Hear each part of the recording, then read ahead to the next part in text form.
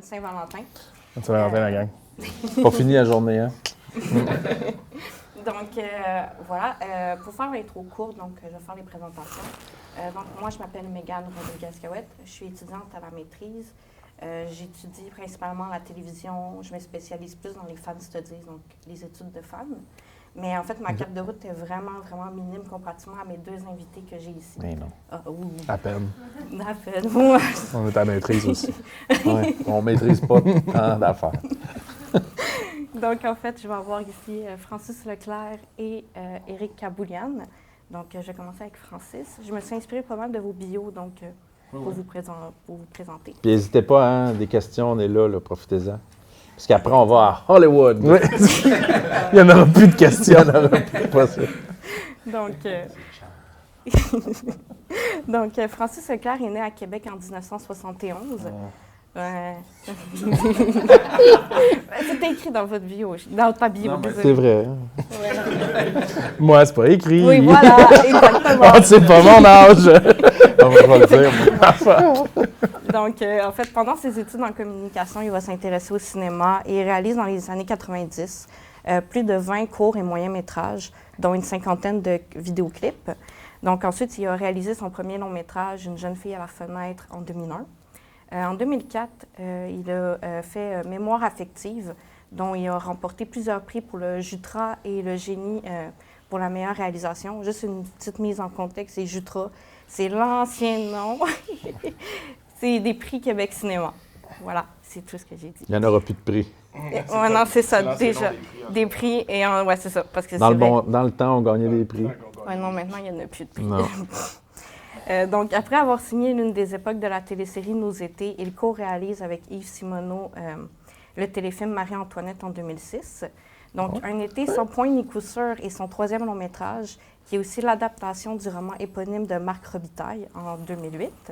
En 2011, le court-métrage Trotteur se voit remporter aussi plusieurs prix internationaux, dont le Jutra du meilleur court-métrage au Québec. Il a réalisé en fait plusieurs séries télé, dont Apparence, Les Rescapés, Mon meilleur ami, que j'ai vu aussi à l'époque et que j'avais vraiment beaucoup aimé. Et il y a encore des scènes et des séquences qui me sont restées en tête 10 ans plus tard à peu près. Ça servait de quoi? Voilà, c'est ça. Les beaux malaises et Marche à l'ombre. Donc, Francis Leclerc revient au cinéma avec l'adaptation du roman de Félix Leclerc, Pieds nus dans l'aube, en 2017, dont il a coécrit avec Fred Pellerin. De ce projet suivra le conte fantastique L'Arracheuse de temps en 2021 et l'adaptation aussi du recueil / conte de Peigne et de misère, de Fred Pellerin, pardon. Donc, j'avais lu aussi à l'époque et j'ai vraiment hâte de voir comment vous allez l'adapter. Moi aussi.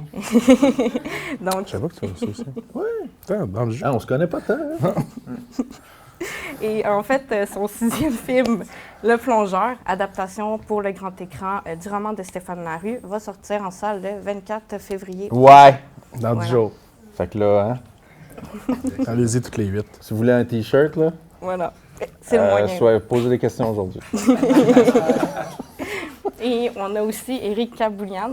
Donc, en fait, il a écrit, entre autres, les courts-métrages Marshmallow en 2010 et Petit Frère en 2014.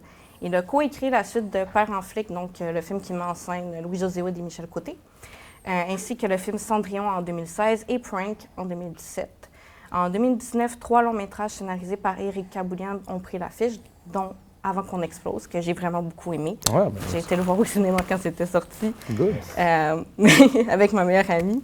Et ensuite de ça, il y a aussi Mon Menteur, donc un film aussi avec Louis-José Hood et Antoine Bertrand, si je ne me trompe pas. Absolument. Qui a été coécrit avec Émile Gaudreau et Sébastien Ravary, ainsi que Les Barbares de la Malbaie, qui mettait en scène l'humoriste Philippe Audrey la rue Saint-Jacques. Bravo. Oui, merci. Donc, il a été coécrit avec Marc-Antoine Riou et Alexandre Auger. Et en 2023, il y a 3 autres longs-métrages qu'il a co-scénarisés qui vont sortir en salle. Ouais. vraiment. Dont Farador, qui est une adaptation du court-métrage, en fait, qui porte sur l'univers de Donjons et Dragons, que j'ai très hâte de voir parce que j'adore Donjons et Dragons. Donc, mais c'est un court-métrage très drôle, donc j'ai très hâte de voir. Viking, qui est un film de Stéphane Lafleur, qui a l'air très, très bon aussi. Et Le Plongeur. Voilà. Ça va bien?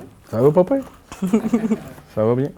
Donc, en fait, ils sont tous les deux présents aujourd'hui pour discuter plus spécifiquement du long-métrage Le Plongeur et du processus d'adaptation en général au cinéma, mais aussi un peu en télévision, puisque vous avez quand même tous les deux travaillé en télévision. Donc, on est chanceux d'avoir ces deux visions créatives, donc celle de scénarisation et celle de la réalisation.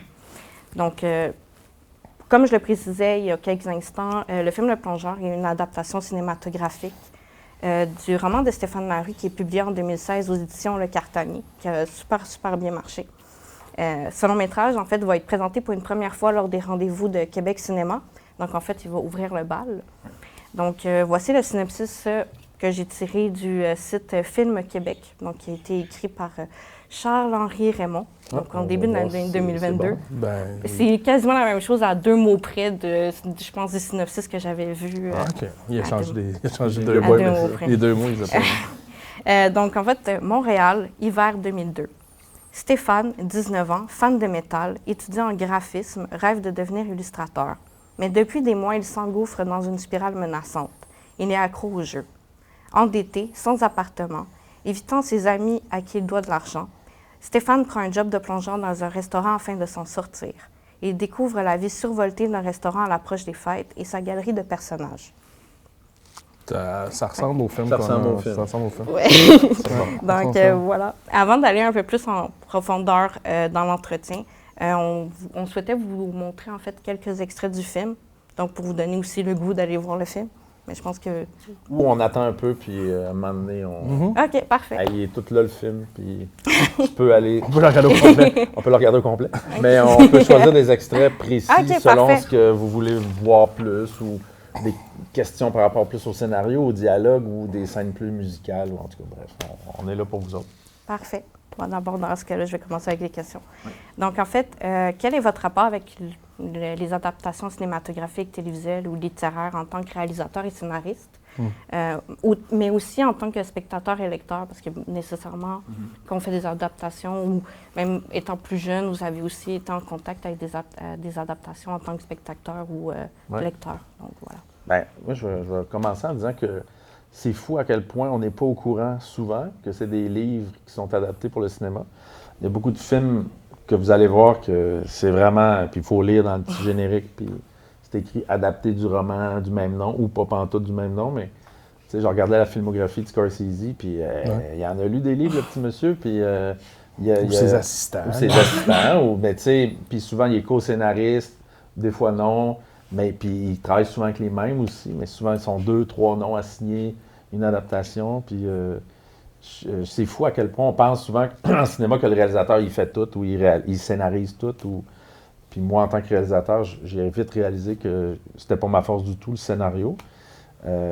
Puis aussi que quand tu écris tes propres films dans ta vingtaine, à un moment donné tu te répètes là, puis tu tournes tout le temps autour de la même affaire. Pour moi en tout cas. Puis à un moment donné, j'avais le goût d'explorer, puis d'aller ailleurs, puis de faire des sujets différents. Puis ma filmographie que tu as citée tout à l'heure, je pense que moi, ce que j'aime de ce que j'ai fait, à quelque part, c'est pas tant les résultats, mais bien d'essayer des genres différents, puis de travailler avec des personnes différentes. Ça m'a beaucoup aidé, moi, à parfaire ce que j'aime faire, la réalisation. Mais sans Éric, j'aurais pas pu écrire Le Plongeur tout seul du tout. Puis je vais y passer à POC parce que le procédé pour aller te chercher, en fait, il était spécial pour Le Plongeur. Oui, absolument. Bien, pour répondre aussi à la question, personnellement, je lisais beaucoup jeune. Et quand j'ai commencé à vraiment consommer plus de cinéma, puis à découvrir le cinéma, ça m'a amené souvent à aller voir le roman qui était derrière. Je faisais souvent le processus inverse. Je regardais un film, puis je voyais comme « Ah oui, OK, c'est adapté de tel truc. » Puis j'allais lire le livre après. Et un des trucs que je regrette dans les années récentes, c'est que je ne lisais plus beaucoup, en fait. Je ne lisais même plus du tout. C'est devenu une espèce en anglais, on appelle ça « chip on the shoulder ». Quelque chose de... Je continue à à acheter des livres, à les mettre sur ma table de chevet, mais il y a quelque chose qui est devenu difficile. On dirait dans l'exercice de prendre le livre puis de le lire. Je me force. Il y a des comic books que je réussis, puis des romans graphiques. On dirait que des fois ça arrive plus, mais on dirait que le livre. Fait que quand mon agent m'a appelé pour me dire on a reçu un livre ici, puis on aimerait savoir si tu voudrais le lire parce qu'il y aurait une adaptation qui pourrait se faire. C'était Le Plongeur. Et je reçois cette brique de 600 pages. Et j'ai eu immédiatement une grosse angoisse qui est montée en faisant comme « mais je ne lis plus et je ne lis pas vite et il faut que je donne une réponse, somme toute, assez rapidement. » Puis j'ai fait « bon ben gars, souvent c'est ces événements-là qui arrivent dans une vie puis on dirait qu'il faut que tu step up puis que c'est comme... OK, go! Je vais le lire rapidement, puis ça m'a comme redonné le goût, parce que je l'ai finalement lu assez rapidement. Puis tout de suite, il y avait quelque chose dans la lecture, il y avait quelque chose de très cinématographique dans le roman, mais il y avait aussi beaucoup de thèmes qui me parlaient et qui étaient déjà présents dans d'autres films que j'avais scénarisés avant. Puis beaucoup d'intérêts communs aussi avec l'auteur principal, l'auteur du livre, en fait, pas l'auteur principal, mais l'auteur du livre, Stéphane Larue. Donc c'est ça, mais après ça, Francis rencontrait à ce moment-là 2-3 scénaristes. 4! Je t'ai jamais dit. 4! Ah, barnac, t'es loin dans la liste. Ben non, t'as fini premier. Bon. C'est ça, il y a comme eu un processus genre d'audition de scénariste. Et encore là, autre moment stressant de ce processus-là, parce que Francis voulait nous rencontrer puis savoir un peu qu'est-ce qu'on avait en tête pour l'adaptation. Puis moi, j'avais jamais fait ça. Comme je disais, je ne lisais plus beaucoup. Et je suis arrivé là avec toute la sincérité du monde parce que c'est tout ce que j'avais. Et j'ai dit, ben, je le sais pas, pour vrai. Il y a quelque chose de. Je le sais pas, il y a un rythme que j'avais, que je sentais qu'il fallait que ça soit quand même assez effervescent, il fallait qu'on sente l'univers. Y a-t-il des gens, vous l'avez-vous lu? Y a-t-il beaucoup de monde qui l'ont lu ici, le livre, ou pas du tout? Ou, une personne? Parfait. Bon. C'est bien correct, ça. Mais en tout cas, bref, dans le livre... Le film est bien meilleur. Oui, c'est ça. Mais le film est moins long à lire aussi. Puis c'est ça, fait que je suis arrivé en disant, hey, tu sais, pour vrai, j'en ai aucune idée. Moi, c'est sûr qu'il y a des affaires qui me sont venues en tête. Je parlais déjà de Trainspotting quand on s'est rencontrés au début. Je parlais de Scorsese. Il y avait quelque chose d'assez frénétique, des fois, dans la vie de cuisine, puis d'aborder cet angle-là. Puis, des fois, d'arrêter aussi, puis de se poser pour des moments plus dramatiques, plus doux, pour ça de recommencer. Puis, en jasant à ce rendez-vous-là, mais je sens que, même si je peux arriver avec une vision super définitive... C'est pas ça que je cherchais non plus. C'est ça. Je voulais pas des réponses. Moi, je voulais vous entendre pour que... Est-ce que ça correspond à ce que moi, bien sûr, je l'avais lu avant toi, en plus, le roman. Fait que, pour moi, c'était important que ça clique, puis qu'il y ait une vision de base. Puis aussi, c'est la rencontre qui est importante dans ce cas-ci. Mm-hmm. Parce que je le connaissais un peu. On avait bu des bières un peu ensemble dans des événements, mais... Je m'intéressais beaucoup à Eric, en fait. Et les autres scénaristes, ils m'intéressaient tous, là, toutes. Fait que c'était important que je les rencontre, en fait. Puis je me suis fait une idée assez vite que c'était Eric, finalement, avec qui j'avais envie de travailler. C'est ça aussi. Puis moi, c'était la première fois que je faisais une audition de scénariste. Mm-hmm. Puis j'en ai pas vu d'autres non plus. Puis il n'y a pas grand monde qui m'a dit, ben oui, on fait ça souvent. J'en ai pas refait d'autres non plus. Non. Mais ça a été le fun. Mais ne serait-ce que, tu sais, mais c'est ça, mais de juste en parler à ce moment-là, puis... Oui, j'étais stressé, mais un coup rendu dans la pièce, on dirait que juste d'en parler. Après ça, c'est devenu super naturel, puis on a échangé, puis on a juste comme... J'avais le goût de le revoir assez vite pour qu'on se C'est ça, puis c'était pas une affaire d'arriver comme tu dis, des réponses super faites. Fait que bref, c'était le fun pour tout ça, puis on s'est entendu, je pense, là-dessus. Puis après ça, ça a été un gros travail d'instinct, parce que Francis l'avait fait déjà avant, par le passé, mais pour moi, en tout cas, c'était vraiment nouveau, l'adaptation. Et je ne savais pas du tout par quel angle prendre ça. Je ne savais pas du tout par où, quoi faire. Fait que ça a été vraiment un travail bien instinctif de, ben, gars, on va fonctionner de même. Je sais pas trop. Moi, j'arrivais avec pas tant d'expérience que ça non plus dans l'adaptation de romans, là, pour répondre à ta question, mais j'avais vraiment épaulé Marc Robitaille, donc son roman Un été sans point de couture, pour le diriger vers plus du cinéma et moins un récit initiatique avec trop de dialogue non plus, puis moi j'avais beaucoup aimé le roman. Puis c'était aussi, pour que les gens compreniez aussi, en tant que réalisateur, tu cherches des projets à faire dans ta vie qui sont il représente en moyenne 4 ans de ta vie quand tu fais un long métrage. Fait que t'es mieux d'aimer de quoi tu parles. Parce qu'il y a des projets aussi que tu commences, puis tu fais, finalement, le temps passe, l'air du temps s'en va, puis là, tu fais, ça me tente plus de faire ça. Ce projet-là, ça arrive. Mais quand tu restes accroché après 3 ans, c'est parce que tu veux vraiment le faire. Fait que ça m'est arrivé avec Un été sans point de lecture, j'avais adoré la lecture, j'ai rencontré Marc, puis il a scénarisé finalement tout le truc, mais j'étais le conseiller à la scénarisation. Après ça, ma grande expérience, moi, d'adaptation, ça a été Pieds nus dans l'aube, donc de mon père. Puis j'avais besoin, encore une fois, d'aller vers quelqu'un qui m'aide dans les dialogues, parce que je ne suis pas un bon dialoguiste. Puis je trouvais que la langue de Fred Pellerin pouvait correspondre à celle de mon père, mais je lui avais demandé, ne fais pas du Fred Pellerin, fait que je veux pas de jeu de mots 2 phrases, là.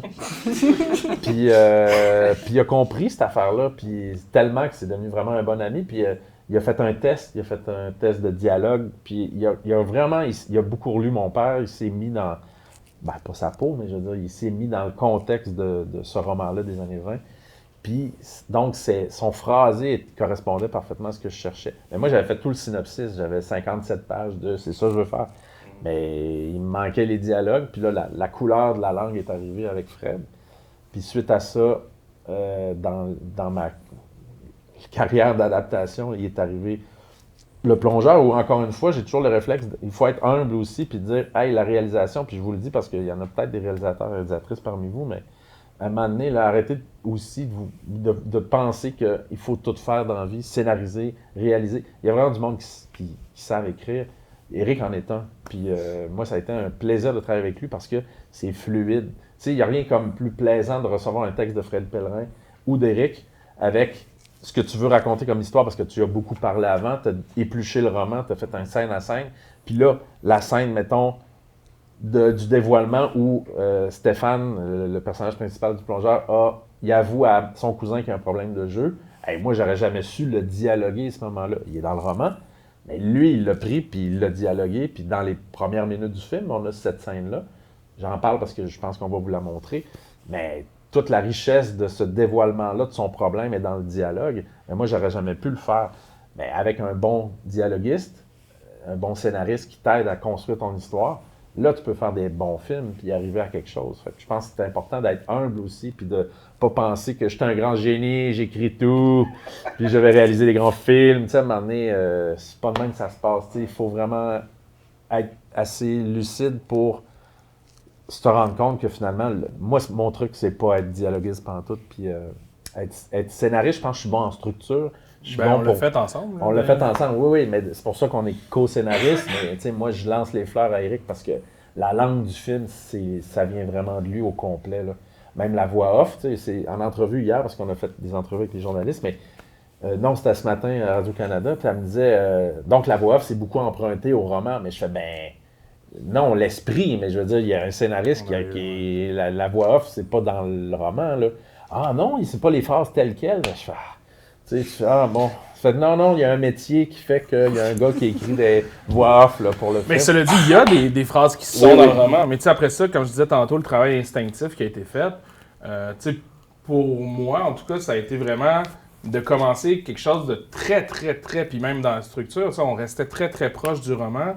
Puis même quand j'ai tombé dans une étape de dialoguer, j'allais chercher vraiment des morceaux.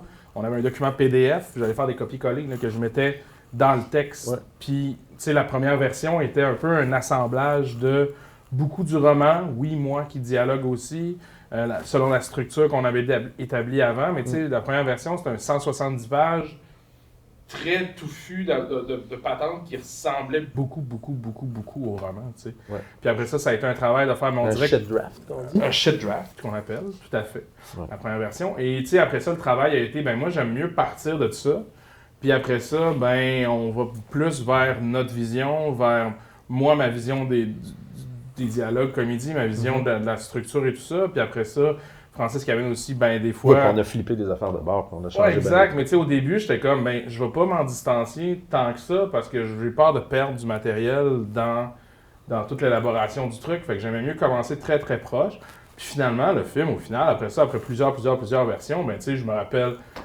ce qui reste du roman, tel quel, il ne doit plus en avoir tant que ça, mais tu sais, on reste dans l'esprit, on reste dans l'ambiance, mais il Fait que oui, il est parti de quelque chose de très proche, mais moi, c'est comme ça que je l'ai La abordé. courbe dramatique du personnage principal a jamais vraiment changé.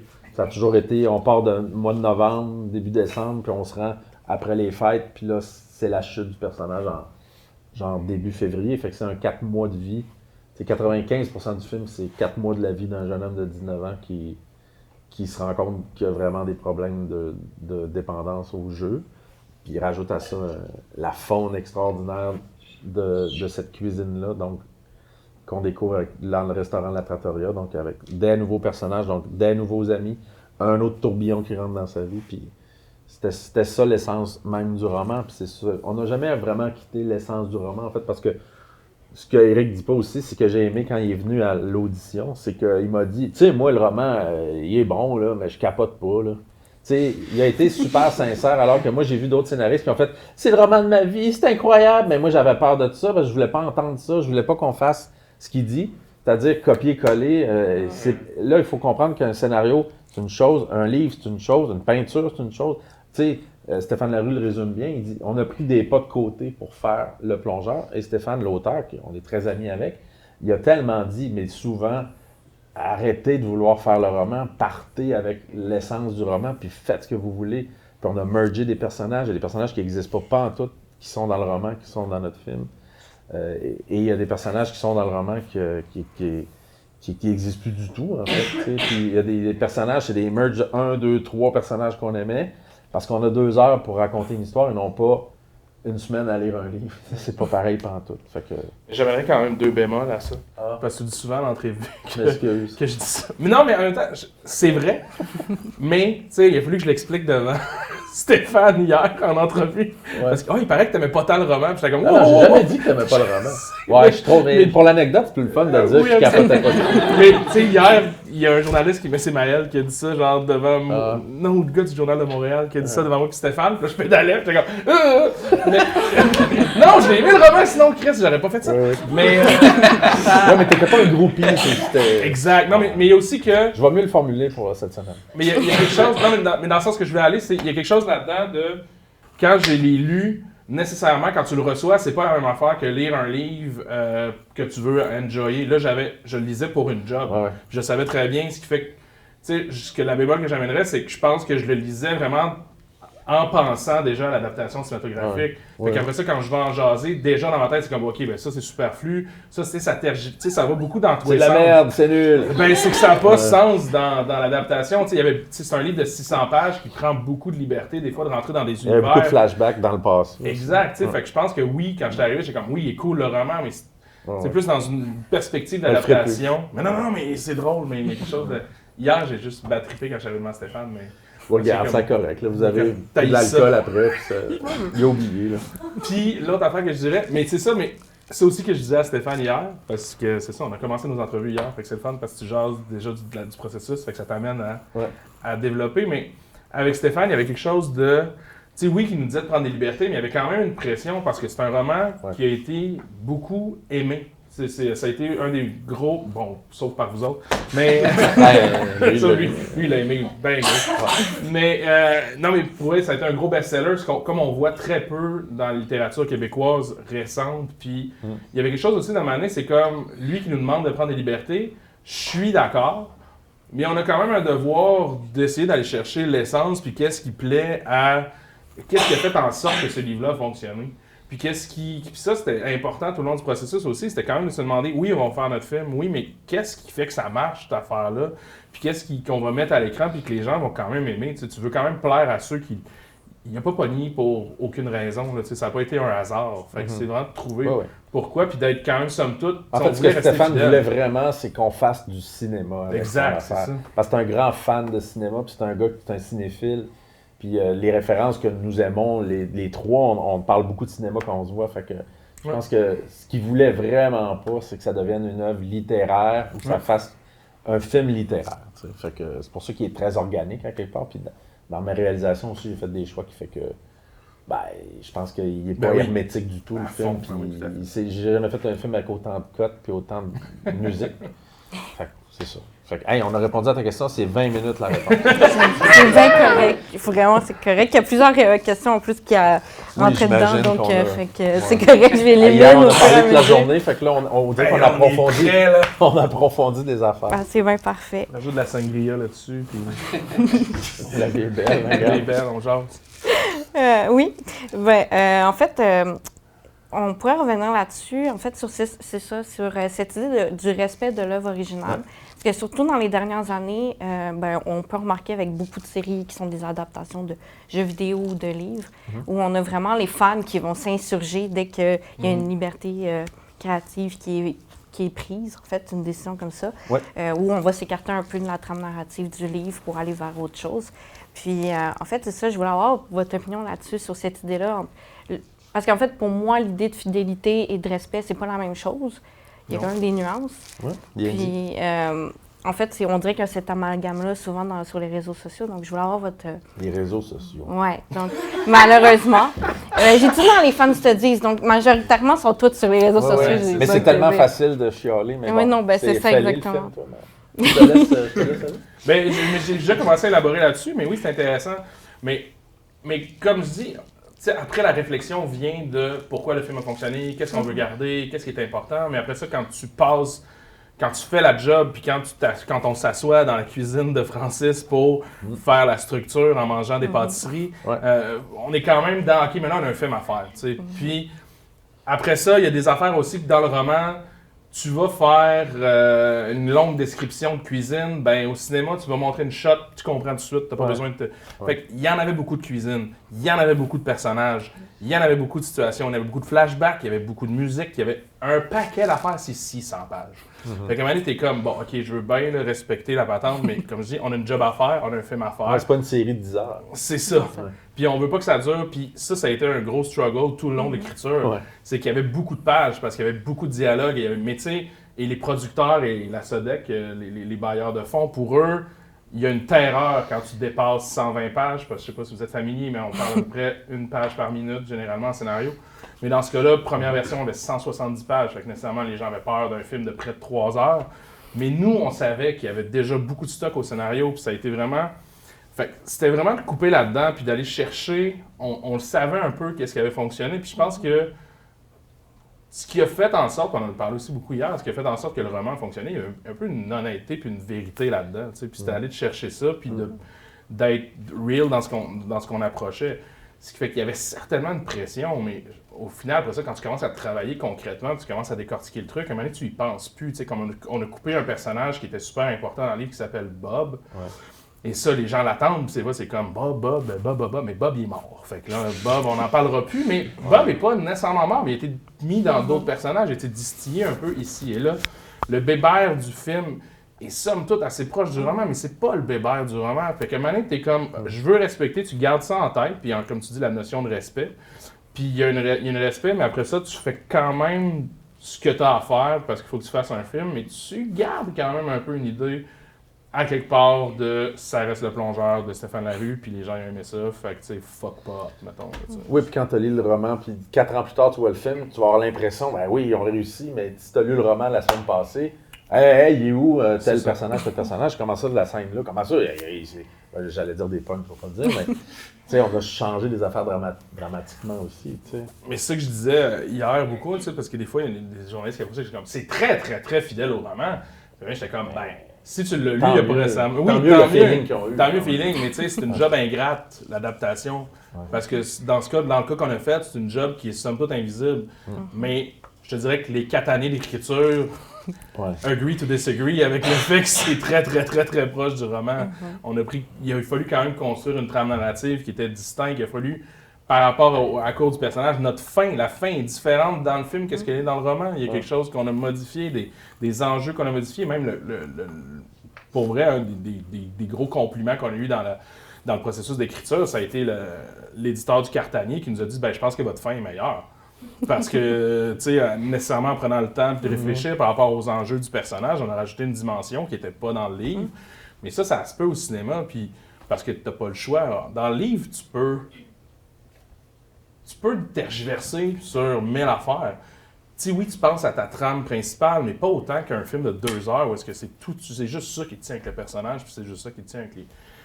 Fait que c'est ça. Fait que c'est comme un travail de oui, tu essaies de respecter puis de garder en tête, mais après ça, faut que tu coupes, t'as pas le choix. Tu peux pas, tu sais, puis le Seigneur des Anneaux, c'est bien cool, mais tu sais, les films faisaient 6 heures, tu sais, à un moment donné, c'est comme... ça va, Ouais, il aurait pu. moi, je pense que oui, là, mais... Le deuxième Seigneur des Anneaux, c'est long, hein, les arbres dans le forêt.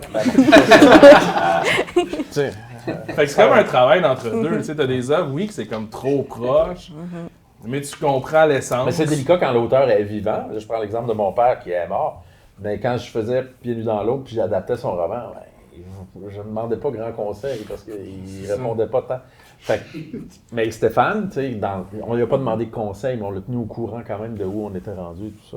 Mais donc le respect est super important. Puis je pense que même si la personne est décédée, c'est important de le respecter dans ta vision. Mais tu sais, moi je vais aller comme, je parle de l'arracheuse de temps un peu, mais tu sais, quand tu adaptes un conte de Fred Pellerin, moi j'ai la chance que Fred y scénarisait complètement. Je suis comme conseiller à la scénarisation dans le sens où je suis vraiment le premier lecteur, puis je suis le gars qui a une petite règle, puis je tape ses doigts quand c'est trop volubile, ou il est trop dans les dialogues, ou il est pas assez dans l'imagerie de l'image, tu sais, dans le son et l'image.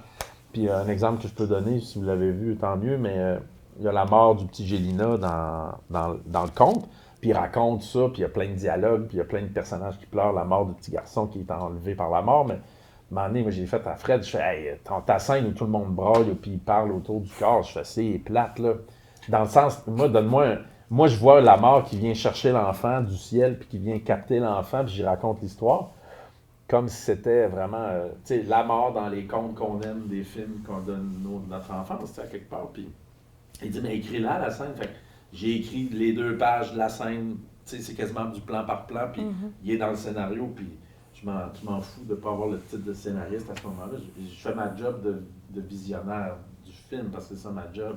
Ben, il était content, maudit, de voir qu'il y avait une respiration dans le film, qu'il n'y avait pas de dialogue. Puis tout ce qu'il y avait dans les dialogues se ramassait dans une suite de une vingtaine d'images, d'ambiance avec la captation du petit garçon qui meurt puis la mort qui l'emporte. C'est tellement là, tu as du vrai cinéma. Tu sais. C'est la dimension que Fred a de la misère. C'est de ne pas le passer par la parole. Il faut toujours là, il est meilleur, là, dans le sens où on fait un 3e film ensemble, puis là, il y a des moments vraiment de cinéma, puis on dirait qu'il m'ouvre les paragraphes pour que je les écrive, tellement il sait que je vais prendre ma place. Fait que ça, c'est le fun de... Mais en même temps, il a compris comment on fonctionne les deux ensemble. Fait que... Bref, il n'y a pas un film pareil, puis il n'y a pas... Je ramène juste sur le plongeur, mais pour finir une idée, mais il y a aussi, tu sais, après ça, tu as le respect, mais tu as aussi la fidélité dans le sens qu'il y a des éléments aussi que tu ne vas pas toucher. Puis c'était même dans le contrat de Stéphane, je pense, d'adaptation. Déjà pour lui, 2002, c'était important. Montréal, c'était important. Puis après ça, nous autres, on continue. Tu sais, je veux dire, la musique métal, ça faisait quand même partie un peu de l'univers de ça. Puis Dieu sait que notre distributeur, à un moment donné, a essayé de faire, mettons, du rock au lieu du métal. On était comme, non, du métal, ça fait vraiment partie... Il faut se fâcher. Oui, il faut que ça fait partie de l'essence du truc. Fait que c'est vraiment... Il y a des affaires, par contre, que tu touches pas, puis ça que tu sais comme, OK, mais tu sais... Oui, c'est là que le fan du roman, il aurait fait, qu'est-ce que vous avez fait à mettre du Def Leppard ou du rock... Du Aerosmith. Ouais, non, c'est pas plus trippant, là. C'est vraiment le fun de... Puis tu sais, il n'y en a pas tant non plus, là. Je pense qu'il y a un équilibre, le fun, vous verrez bien, mais dans le sens où la seule passion, en fait, du personnage dans le plongeur, c'est vraiment la musique métal. Il trippe là-dessus. Il en parle avec passion, fait qu'on voit que c'est un jeune homme très éveillé à des affaires dans la vie, pas juste sombre dans son problème de jeu, parce que c'est ça le centre du film. Là. Fait que, bref. C'est ça. Parfait. Une autre réponse de 20 minutes. Ouais. C'est que... Bon, parfait. En fait, on peut revenir sur la musique, parce que j'ai eu la chance de voir le film hier matin. Oui. Puis c'était la première chose qui m'a popé dans la tête. Oui. C'était l'aspect de la musique. C'était la première fois que j'écoutais un film où vraiment, le film me restait en tête, mais la musique encore plus. Okay. Puis qu'il y a autant de musique. Ouais. Donc, en fait, c'était quoi le processus dans tout ça, en fait? Parce que il y a beaucoup de films quand même avec quand même beaucoup de musique, mais là, c'est la première chose qui m'a frappée quand je suis sortie de la salle de moi, je n'arrive pas à mettre le doigt quand j'ai décidé vraiment que j'allais pas avoir de musique originale du tout. Mais très tôt, quand on écrivait le scénario, tu sais, je pense que c'est arrivé qu'on en a jasé un moment donné, puis je pense que j'ai dit, il n'y en aura pas de compositeur là, avec. Ça marche souvent comme ça. Tu as besoin d'appui dramatique dans une scène où il y en a plein dans l'arracheuse de temps, pieds nus dans l'eau. T'as un quatuor à cordes, puis là, tu rentres dans une affaire. Mais là, pour le plongeur, c'était très clair qu'on voulait. Il y a tellement de notions de musique dans le roman que Stéphane dit des titres très précis. Lui, c'est le fun parce que quand tu es écrivain, tu peux dire n'importe quoi sur j'adore telle musique, puis là, ça te coûte pas 300 000 $ à chaque fois. Tu cites, puis tu n'utilises pas l'œuvre, tu fais juste la citer, ça, tu as le droit dans n'importe quelle œuvre. Mais nous, c'est un autre problème. Donc, bref, en gros, ça a coûté très cher en musique, mais c'était prévu à la base. C'était prévu à la base. Fait qu'à la base, pas de composition originale, juste des chansons. Puis donc, dans le scénario, Éric, il s'est inspiré du roman, des musiques que lui aime aussi, puis il a mis des titres. Par exemple, on a un titre de Slayer qui avait mis complètement à une autre place dans le film. Un titre que j'ai écouté, que je fais OK, mais moi, quand on a fait la scène, je l'ai essayé avec ma monteuse, j'ai fait ça marche zéro, mais j'aimais l'esprit de cette chanson-là de Slayer marchait au bout ailleurs. Je l'ai mis ailleurs, puis là on a fait Éric va être content parce que la toune reste, mais elle n'est pas du tout là où il est imaginé. Puis c'est sûr que ça marche dans l'esprit du plongeur et tout ça. Puis je pense qu'elle est même citée dans le roman, j'imagine, cette toune-là. Fait que c'est trippant. Puis en plus, on a eu les droits pour ça. Fait que on a à peu près 25 tounes, quand même dominantes, là, qu'on entend très bien dans le film. Fait que sur un film de 2h07. Mais il faut que tu le prévois à l'avance. C'est ça l'affaire, parce que ça m'est arrivé souvent, puis étant mélomane, souvent tu prends cette liberté-là au scénario de mettre des chansons parce que tu espères qu'ils vont être dans le film après, puis ça arrive 80% du temps que c'est comme celle-là on peut pas l'avoir, celle-là on peut pas l'avoir, celle-là on peut pas l'avoir, c'est trop cher, fait que tu te ramasses avec whatever, n'importe quelle composition qui coûte pas cher. Ce qui fait que c'est beaucoup de déception, mais là, il y avait quelque chose de... En gros, c'est 8 fois plus de budget de musique qu'on a mis dans ce film-là qu'un film québécois. Exact. En gros, c'est 8 fois plus. Fait que quand tu te fais dire ça tôt dans le processus, ben là, tu te gâtes. Puis à un moment donné, t'as un petit courriel qui fait comme « Ah oui, la tonne de Metallica a été approuvée. » Puis là, ça fait comme « Oh, fuck, yeah! » Ça va prendre une place importante. Donc, dans le scénario, si c'est écrit en estique... C'est Fade to Black, là. Ben moi, je l'avais mis, mais tu croises les doigts, tu fais comme... Mais là, vu qu'il y avait un budget prévu, vu que les gens... Ça a été demandé en amont, même avant qu'on tourne. Fait qu'à un moment donné, tu le sais, quand tu tournes la scène, on l'a.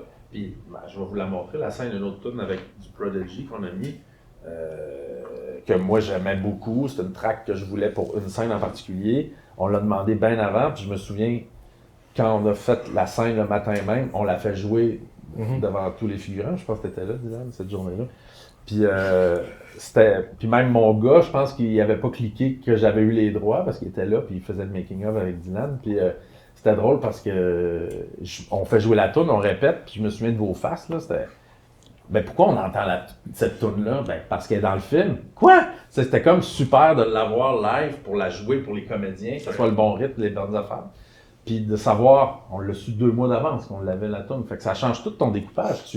Moi, j'avais découpé la toune sur mon plan, seconde par seconde, l'extérieur, l'intérieur, comment ça allait fader out pour l'autre scène après. Fait que tout était au quart de tour, tu sais. Quand on regarde les films de Edgar Wright, mettons, parce que je parle de lui parce que c'est un gars qui est maniaque de la musique puis du timing, puis il est malade mental, ce réalisateur-là. Mais tu sais, quand tu regardes Baby Driver, c'est malade ce qu'il fait. Mais lui, les tunes, il les a pas. Oh, au montage, je vais. C'est ça. Mais non, il l'a eu 1 an d'avance. Puis le soir, il fait du découpage technique. Puis il calcule avec ses écouteurs chaque beat. Il est malade mental. Il passait à TVA récemment, je l'écoutais. Pas Edgar Wright. Mais lui, non, mais Baby Driver, oui. Mais bref, moi, j'admire ce travail-là musical. Mais oui, absolument. Mais la séquence, justement, qui se promène dehors, la séquence d'ouverture avec les génériques, tout ça, sur la toune, mais tu sais, tout ça, tu prévois ça, genre, full à l'avance. Mais tu sais, aux États-Unis, c'est pas la même affaire. Aux États-Unis, il y a des budgets d'alloués pour ça, parce que nécessairement, les films sont plus gros. C'est juste qu'au Québec, t'es pas habitué, parce qu'on a eu un gros privilège puis une grosse chance de pouvoir le faire, nous, puis on est sauté là-dessus à pieds joints. Mais il y a aussi que on a une toune de Radiohead, puis j'aime raconter cette anecdote-là, parce que Radiohead refuse systématiquement des majors tu sais, il n'y a pas une toune de Radiohead dans aucun Marvel, là, ils veulent pas. Mais nous, ils ont dit oui. Parce que tu dis bonjour, on n'a pas d'argent, on est au Québec, puis là, on a demandé une première fois, ils ont fait ouais, mais c'est quoi la scène? Fait que moi, j'ai écrit le résumé de la scène, Puis j'ai vraiment dit pourquoi je voulais Like Spinning Plate de l'album de 2001 de Amnésiaque. Puis la réponse est arrivée 48 heures après comme « Ah, ben bien sûr, ça marche bien, belle idée. » Puis c'est Tom York qui signe le courriel. OK. Fait que, ils veulent. Ben oui, tu le payes, mais tu le payes pas ce que vous pouvez penser. C'est quand même, on l'a pu se payer ça dans un film québécois et plein d'autres tunes. Fait que tu fais, OK, il coûte moins cher que d'autres Québécois que je nommerai pas. Ben, je fais, moi, il y a toute mon admiration, ce gars-là, pour la vie. Là. Je fais comme, il dit, j'ai parlé au groupe, ils ont accepté, et moi aussi. Tu fais, OK, parce qu'en plus, tu sais, c'est pas pire quand même. Tu sens une fidélité quand même avec sa gang en plus. Puis, une démarche aussi artistique. On dit oui à des films indépendants. Bruce Dickinson qui nous propose des modifications dans le scénario parce qu'il y avait le personnage du plongeur qui expliquait dans une espèce de délai où est-ce qu'il parle trop de ce qu'il aime. Il parlait d'une session d'enregistrement que Bruce Dickinson a faite sur un album, puis il disait qu'il avait remplacé ses cordes de guitare. Qui est le leader d'Iron Maiden. Qui est le leader d'Iron Maiden, mais qui a fait une carrière aussi. Là, déjà, je me sens comme le plongeur qui s'emballe. Oui, c'est ça. Mais bref, il y avait des anecdotes très pointues. Puis à un moment donné, on a reçu un courriel qui fait comme « Ah, by the way, c'est pas vraiment comme ça que ça s'est passé, comme vous le racontez dans le scénario. » Parce qu'il l'a lu. C'est plus telle affaire qui s'est passée, fait que ce serait bien de juste ramener ça. Puis on est comme « Oh, OK! » Fait que t'as comme, à quelque part, Bruce Dickinson qui demande de modifier un peu le scénario pour raconter la vraie histoire de sa session d'enregistrement. Et qui dit « Bien sûr, vous avez la toune sans problème. » Mais juste raconter l'anecdote du monde. En plus, c'est comme respecter cette affaire-là, c'est ça la vraie histoire. OK, ben on va la raconter, monsieur. C'est un peu fou, là. C'est très cool. Ouais. Oui, non, effectivement. Ben, c'est ça, c'était vraiment la première chose qui m'avait le plus frappée, c'était la musique du film. J'étais vraiment étonnée qu'un film québécois, en fait, ait autant de musique qui soit achetée et non pas juste composé pour un film. Que ça, le compte de banque de Francis, c'était très étonnant aussi. Très étonné. En fait, je reste dans la rue. Mais c'est pas grave, j'ai gardé mon char, fait que c'est pas si mais ça c'est vrai, tu sais, dans le sens que vient un moment, quand les carrières partent, à un moment donné, tu as des choix qu'à un moment donné, oui, ça se peut que tu mettes aussi de ton cash parce que tu y le crois. meilleur exemple, c'est Crazy, puis Jean-Marc Vallée qui a mis, ça va, les rumeurs disent bien des choses, mais je pense qu'il a tout réinvesti son salaire dans le film, dans le sens où il a mis de l'argent pour aller chercher Pink Floyd puis les Rolling Stones, puis son pari a fonctionné parce que le film, il est bon, mais enlève la musique, il reste bon, mais avec la musique, il devient extraordinaire. Fait que, est-ce que le plongeur, c'est ça? C'est pas moi qui vais le dire. Mais je pense qu'enlève la musique du plongeur, c'est un bon film, là. C'est pas mort. Mais c'est vraiment pas la même affaire. Je suis convaincu. Mais non, ça fait partie de... En plus, c'est dans le sujet, la musique, c'est tellement important pour le personnage principal aussi. C'est pas juste pour flasher, tu sais. Puis... Une question? Oui. Yeah! Vous, personnellement, est-ce que vous êtes des fans de métal, dans le fond? Est-ce que vous avez dû vous immerser dans la cadence, le rythme de cet univers-là, de ces personnages-là, pour même l'écriture en tant que telle? Là? Parce que, tu sais, quand on parle de rythme, quand on parle de dialogue, on parle de rythme. Quand on parle de plan, on parle de rythme. Comment la musique est venue influencer ce cheminement-là artistique avant même que vous ayez les chansons en banque et tout ça? Là? Comment vous avez fonctionné? Ben, moi, j'ai grandi à Baie-Saint-Paul avec des amis qui écoutaient beaucoup de métal, mais du métal très classique, très Metallica, Iron Maiden, tu sais, ceux qu'on connaît, là, les gros Megadeth. Moi, tu sais, pas du death metal, juste. Pas du death metal. Puis, je m'étais préparé en demandant à mes amis qui sont plus dans le black, dans le death, j'avais un ami qui m'a même fait un exposé oral, il s'était préparé puis m'avait comme fait l'histoire du death metal, puis je m'étais préparé, mais finalement ça a pris moins d'importance que je pensais dans l'écriture, parce que nécessairement quand tu t'en vas vers quelque chose d'un peu plus pop, puis qui était l'intention à la base, on ne va pas s'en cacher aussi. Là, pop, tu veux dire l'histoire qu'on raconte? L'histoire était pour dessiner un grand public. Oui, c'est ça. On avait un désir de prendre ce roman-là puis l'amener au grand public. Ce qui fait qu'évidemment que tu ne vas pas mur à mur dans de la musique qui est peut-être plus difficile pour... Mais on en a mis, pareil, mais... Fait que je m'étais préparé, mais moi, c'était pas... Mes amis en écoutaient, fait que je connaissais les classiques, je connaissais Black Sabbath, tout ça, fait que j'en ai mis, puis j'ai commencé en écrivant le roman, en écrivant le scénario, puis ça, c'est bien important pour moi. Je m'étais fait une playlist, puis j'en écoutais beaucoup. Des fois, pour écrire une scène, j'en écrivais, ce qui fait que... Puis je le fais tout le temps. Quand je sais qu'il y a un mood spécial, je commence à monter quelque chose. Tu sais, là, je pense à un prochain scénario que je vais écrire qui est super downer. Je vais faire une playlist avec toutes les chansons les plus downer de l'histoire. Mais tu sais, je me prépare. Puis, fait que là, pour ça, j'écoutais beaucoup d'Iron Maiden pendant que j'écrivais le scénario parce que Iron Maiden a une place qui est très présente dans le livre. Fait que oui, je me mettais beaucoup dans le bain, puis je redécouvrais des affaires, puis j'ai redécouvert des classiques métal que mes amis écoutaient, que j'écoutais peut-être un peu moins. Mais tu sais, après ça, il y a un range plus large que le métal. Et dans le sens que Stéphane a une culture musicale qui est très grande. Il y a beaucoup de rap qui était dans le roman, puis ça, le rap, c'est quelque chose que j'écoute beaucoup.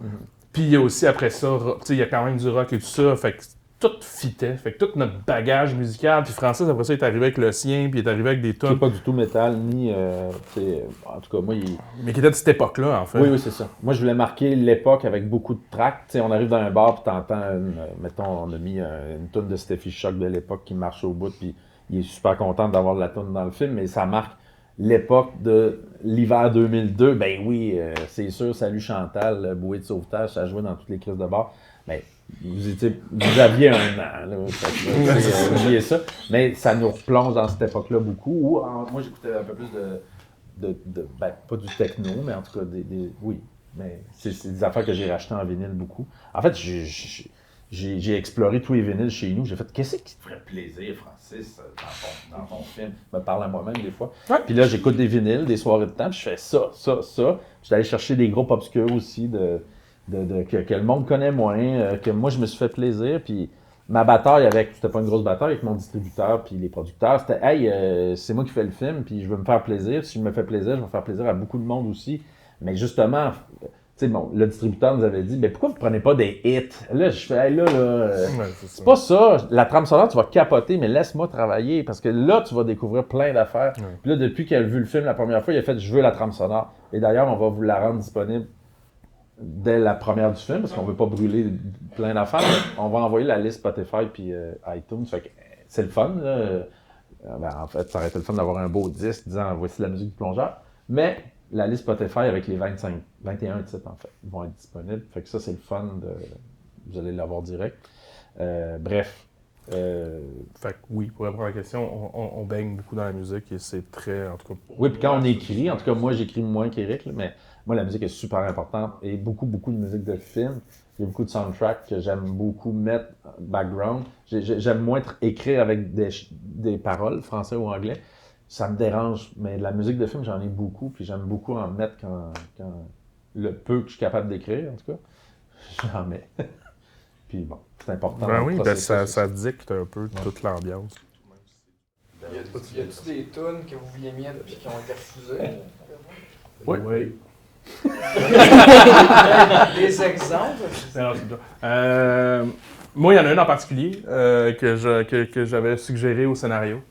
Dans un moment assez beaté, un montage qui reprend, puis c'est lui qui descend un peu dans l'enfer et la déchéance de la vie de bar et tout ça. J'avais mis Sweet Leaf de Black Sabbath. Ah oui, Sweet Leaf, ouais. Turns out que Black Sabbath, à moins que tu sois un Marvel, ça c'est le contraire de Radiohead. Si t'es pas un Marvel, t'auras pas la tune. Fait qu'il avait juste dit non. Ça a été un gros regret. Coup dur pour Éric. C'est maintenant du Ben Harper. Ouais, mais moi, je l'aime bien plus que toi, la toute. Ouais, c'est correct. Mais moi, je vis encore avec le deuil de Black Sabbath. On va essayer mon... Sinon, on a-tu mis? Non, pour vrai... Ben, moi, j'ai une toune québécoise que j'ai pas eue, mais je veux pas en parler parce que Il va se fâcher. Je vais me fâcher. Sinon, il y a des tunes qu'on avait prévu peut-être mettre... peut-être Megadeth, Symphony for Destruction. Symphony of Destruction. Mais tu l'as enlevé finalement. Je l'ai enlevé parce que je trouvais que ça marchait pas. Ouais. Ça, c'est moi. Mais t'as juste le début, t'as comme là... Non. Ben, j'ai gardé l'idée, mais on l'a recréé. OK. Ah ouais?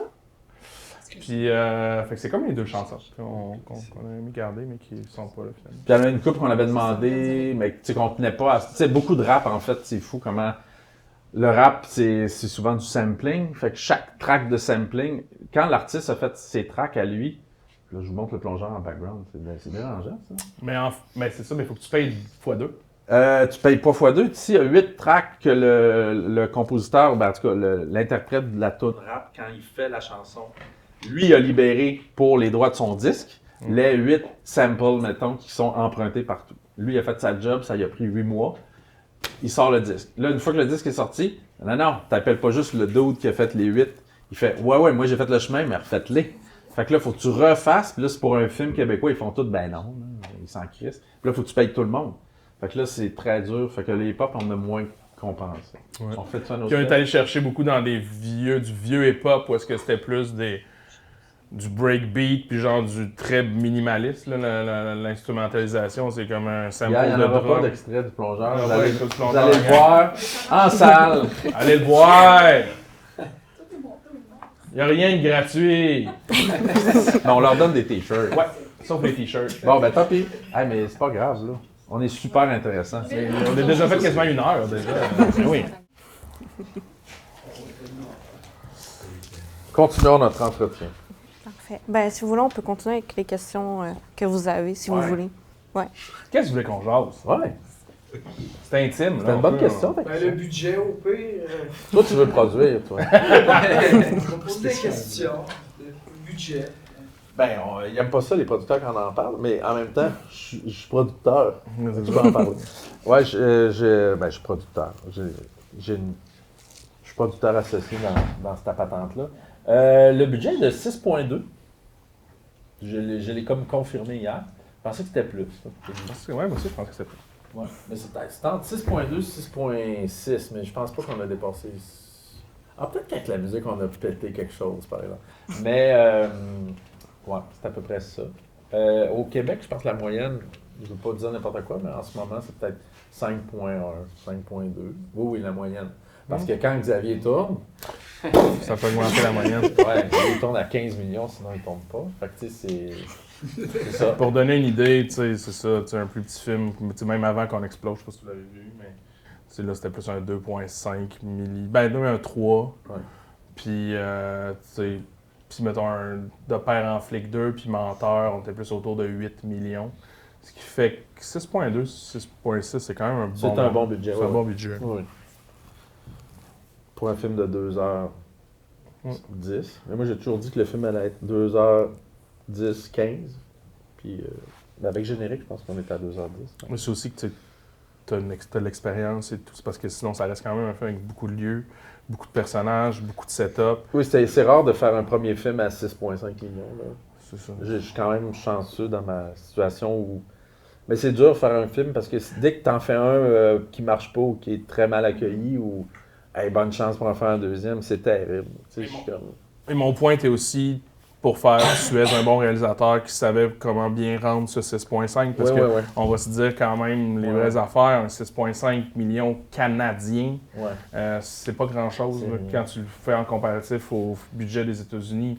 Fait que pour ce genre de film-là, il y a une expertise qui est là de on va faire ça avec ce budget-là, on va faire looker ça, puis on va donner qui a l'air de quelque chose qui paraît pas du tout pour ce budget-là. Tu sais, je Non. pense que ça vient avec de l'expertise puis être capable de bien gérer ce budget-là. tu sais. Puis moi, je vous dis, portez attention aussi au générique de fin quand vous regardez les noms, puis tout le monde se lève dès qu'il y a un nom qui apparaît, mais tu sais, il y a toujours 300, 350 noms, 400 noms.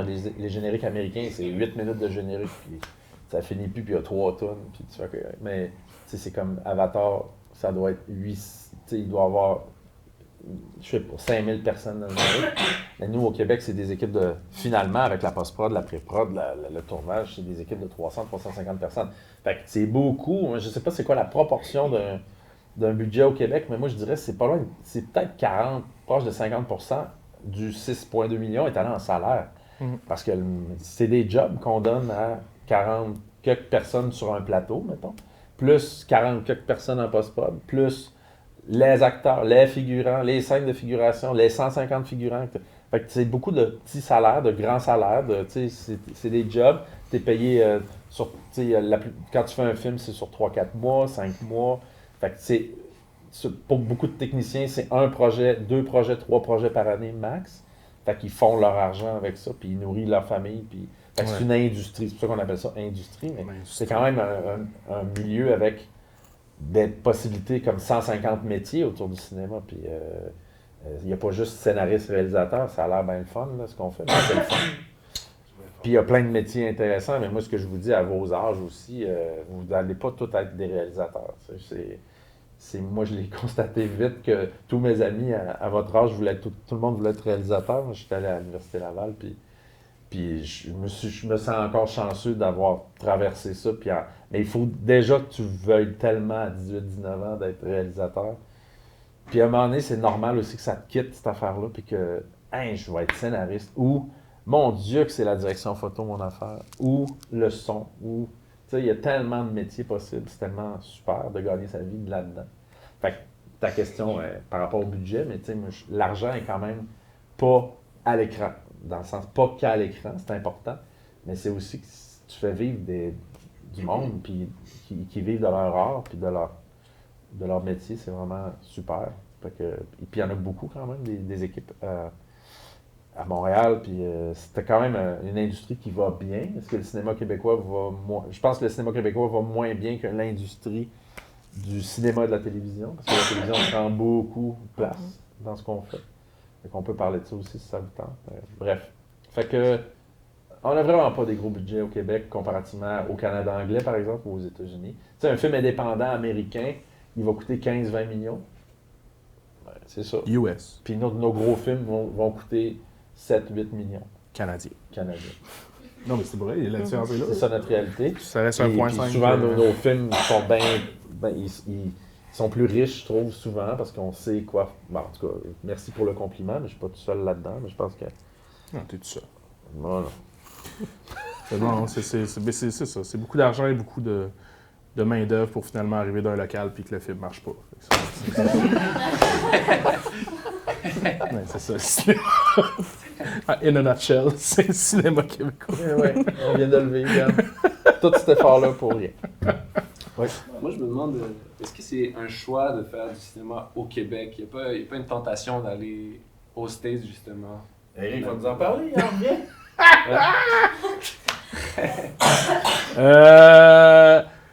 C'est-tu un choix? Ben oui puis non, là, dans le sens que j'avais déjà... Je pense que vivant ici, j'imagine que la plupart du temps, tu as une vision de la société dans laquelle tu es. Puis, en tout cas, moi, je peux juste parler personnellement, mais il y a quelque chose de... J'avais envie de tout le temps m'exprimer en français, puis parler des lieux d'où je viens. Tu sais, dans mes scénarios, il y avait beaucoup Charlevoix, où est-ce que j'ai grandi. Tu sais, il y a 2 films qui se passent là. C'était important pour moi de situer ça ici, de le faire en français. Pour moi, j'aime ça écrire en français.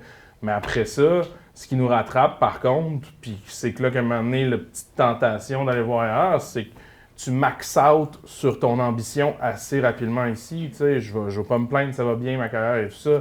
Mais vient qu'à un moment donné, en tant que créateur, tu fais « Ah, mais j'avais peut-être envie de ça. » Puis le genre de film, le genre de truc qui m'intéresse, ben des fois, c'est pas des choses ici qu'on voit nécessairement.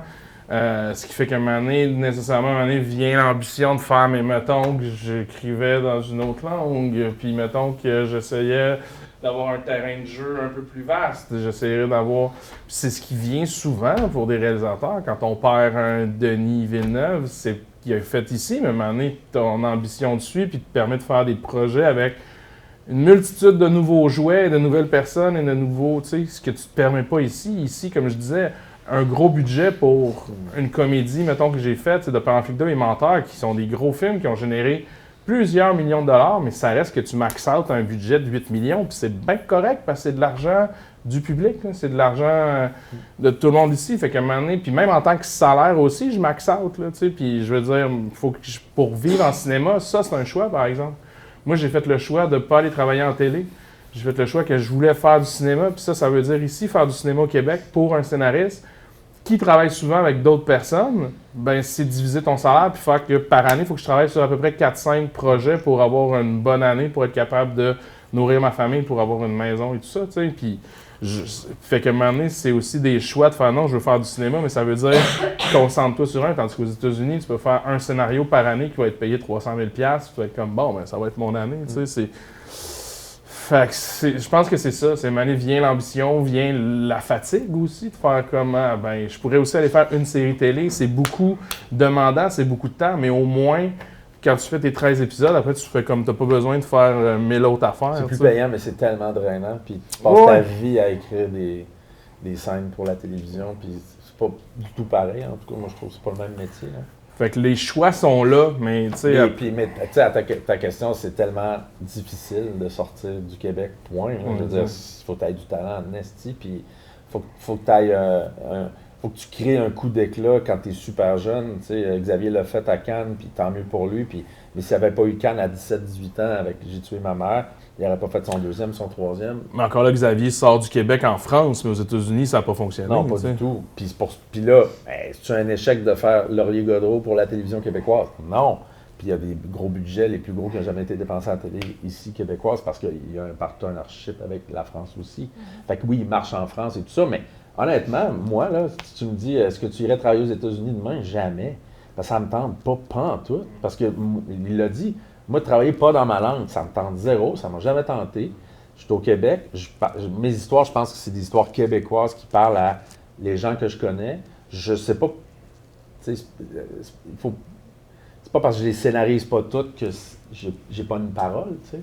C'est dans le sens où la télévision que j'ai faite, tu sais, faire les beaux malaises pendant 3 ans, ça a été extraordinaire. Quand tout le monde dans la rue, t'entends les jokes que tu as mis en scène, puis que personne ne sait que c'est toi, là, au guichet, là, dans la file, que c'est toi qui l'as fait, mais ils se racontent des histoires de Martin et Matt. Tu fais, ben, c'est pas pire. L'impact que ton travail a sur le moral du monde, par exemple, c'est super. Alors que aller faire une comédie aux États-Unis avec un humoriste que tu n'aimes pas tant, ça me tenterait pas zéro non plus. Oui, tu as les moyens, mais est-ce que le rêve, c'est vraiment de faire des millions et de vivre à Los Angeles? Zéro pour moi, là, tu sais. Fait que, en gros, tu sais, genre, moi, on peut être envieux de Xavier ou Jean-Marc Vallée quand il était là, évidemment. Tu sais, ils ont fait des super belles choses, puis Denis, c'est incroyable ce qu'il fait, là, tu sais, il a toute mon admiration, puis il a un anglais de merde, puis il réussit à... Non, mais c'est extraordinaire ce qu'il fait, tu sais, puis il y a vraiment tout le milieu est admiratif de Denis, tu sais. Mais c'est pas de la jalousie du tout, puis moi, je l'ai bien connu, Denis, on a le même âge, puis on a évolué pas au même rythme, parce que... mais Denis a été une grosse remise en question, puis pendant 9 ans, il n'a rien fait, tu sais, il faisait que de la pub, puis il y a eu un gros burn-out aussi, puis il s'est remis en question beaucoup, puis à un moment donné, ça s'est ouvert. Mais je pense pas que Denis, son ambition, c'était, quand moi je l'ai bien connu dans ma vingtaine, c'était, je vais aller, jamais on a parlé de ça, jamais il aurait pensé de faire Dune un jour. C'était un rêve de gamin. Là, je pense que tu te fais absorber un peu par ça, tu sais, puis... Ouais. Mais il y a quelque chose par contre, c'est que tu sais, je te parle juste aussi en termes de scénarisation. Ça reste que la culture du scénariste au Québec, c'est pas la même. C'est pas la même chose. Tu sais, être un scénariste de cinéma ici, moi je suis parmi les rares qui font juste du cinéma. Il y a beaucoup d'auteurs t'es un peu le seul, je te dirais. Ben non, il y a Sylvain Guy. Il a fait de la télé. Il fait ouais, de la télé, comment que voyons, celle qui a fait Passion d'Augustine, Marie vient. Marie vient, ouais. On est à peu près, tu sais, on peut les compter sur une. Puis j'ai mes amis aussi, tu sais, mais là, ils font de la télé. Mais en tout cas, bref, tu sais, comme tu peux juste faire du cinéma. Fait. Puis c'est pas une culture, tu sais, tu arrives aux États-Unis, puis c'est beaucoup une culture du scénario, puis c'est la même affaire. Moi, des fois, c'est ça qui te manque un peu. C'est moi qui me manque. C'est comme une question, tu sais, c'est vraiment aller au bout de ce que tu as offert. Puis moi, c'est sûr que, tu sais, si tu regardes la filmographie aussi, tu sais, avant qu'on explose, j'ai fait des trucs plus populaires. Tu sais, pour moi, le cinéma à grand déploiement, c'est quelque chose qui m'intéresse aussi. Fait que nécessairement, ici, je deviens limité. Mais c'est pas tout le monde, ça. Il y a des gens ici que, ben, comme Francis, que tu peux faire, hey, je vais travailler ici, puis je vais bien gagner ma vie, puis ça va être le fun. Je pense que c'est vraiment juste une question d'ambition. Mais il y a vraiment une différence à faire un film comme Le Plongeur ou L'Arracheuse de temps, mes 2 derniers films, à des budgets. Je pense que j'étais à 8 quelques millions pour L'Arracheuse. Puis là, j'ai connu c'était quoi un studio, des décors, du green screen, des effets spéciaux. Tu sais, 3 jours pour une séquence de 40 secondes. Tu fais, hey, j'ai pas fait ça souvent dans ma vie. Fait que c'est trippant. J'ai des équivalences avec Le Plongeur aussi. Mais c'est le fun de pas juste tourner tout le temps avec 4 piastres. C'est sûr. C'est sûr. Mais c'est aussi le fun de tourner avec 4 piastres parce que c'est ce que tu veux, c'est que ça soit bon. Puis que ton histoire se tienne, puis ton court-métrage que tu as mis 1000$ dedans, il est aussi valable que Le Plongeur. Mais je pense aussi que, tu sais, en tout cas, je ne vais pas prédire l'avenir, mais tu sais, c'est quelque chose aussi, je sens que Denis Villeneuve, à un moment donné, là, nécessairement en ce moment, mais je pense qu'à un moment donné, tu vas retrouver le goût de faire un plus petit film, de revenir ici, ou bien... C'est ça qui est le fun dans le cinéma, c'est d'essayer de varier tes expériences. Puis En ce moment, je la varie. Mais tu vois, Denis, J'aurais des envie fois, je de- me mets à sa place, puis je fais, là, il est pris dans la science-fiction, parce qu'il avait quand même commencé une carrière aux États-Unis avec des films plus politiques, thriller, tu sais, puis un ouais. thriller, puis des affaires, puis là, il a ouvert la porte avec Blade Runner, puis là, 1, 2, 3 volets, man, c'est 10 ans de ta vie. Denis, où vas-tu? Puis on le voit plus, puis c'est comme, est-ce qu'il s'ennuie du Québec? Probablement, c'est lui qui peut répondre à ça, mais c'est-tu vraiment le rêve ultime de faire Dune pendant 10 ans? Ben, ça doit être son rêve à lui, en tout cas, mais moi, c'est pas le mien. Ben, personne. Mais c'est bon, là. Moi, j'ai bien aimé ça. Ah oui, oui. Est-ce qu'il y avait quelqu'un d'autre qui avait une question? Juste pour Oui. un peu renchérir sur ce qu'André a dit, y aurait-tu pas aussi un peu l'aspect des studios, l'implication des studios dans le procédé américain versus québécois, où on a un peu des exemples un peu comme Falardo, que sa première expérience américaine a été un peu traumatisante, avec à quel point le studio s'est impliqué, je dirais, Mais on face chiale. à son procédé créatif. Ah oui, oui. C'est une bonne question. Oui, c'est une bonne question. Puis je pense qu'on est souvent pas conscient au Québec à quel point on est quand même un système qui est somme toute pas parfait. Je pense pas qu'il y a aucun système parfait nulle part.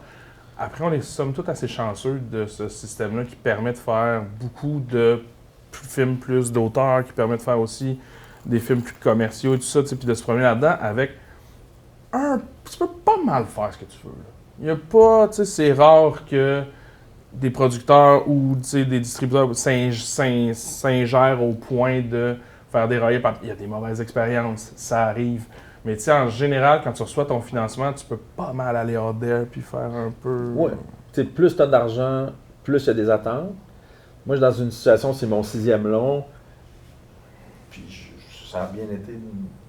En tout cas, je touche du bois, mais tu sais, je suis quand même.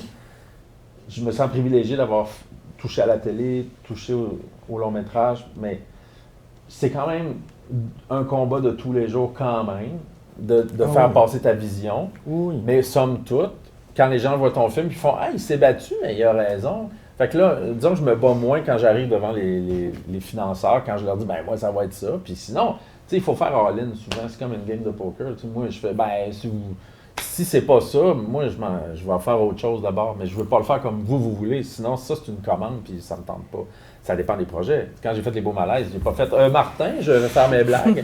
Ben non, tu sais, il dit t'attends-tu, ça c'est mes scénarios, qu'est-ce que t'en penses? Ben j'ai trouvé ça super, j'ai trouvé ça drôle, j'ai embarqué dans sa proposition, puis là je me suis dit, hey, je vais aller faire de l'humour, des 30 minutes, j'avais jamais fait ça. Mais il avait vu des pubs que j'avais faites, puis il avait trouvé ça super drôle.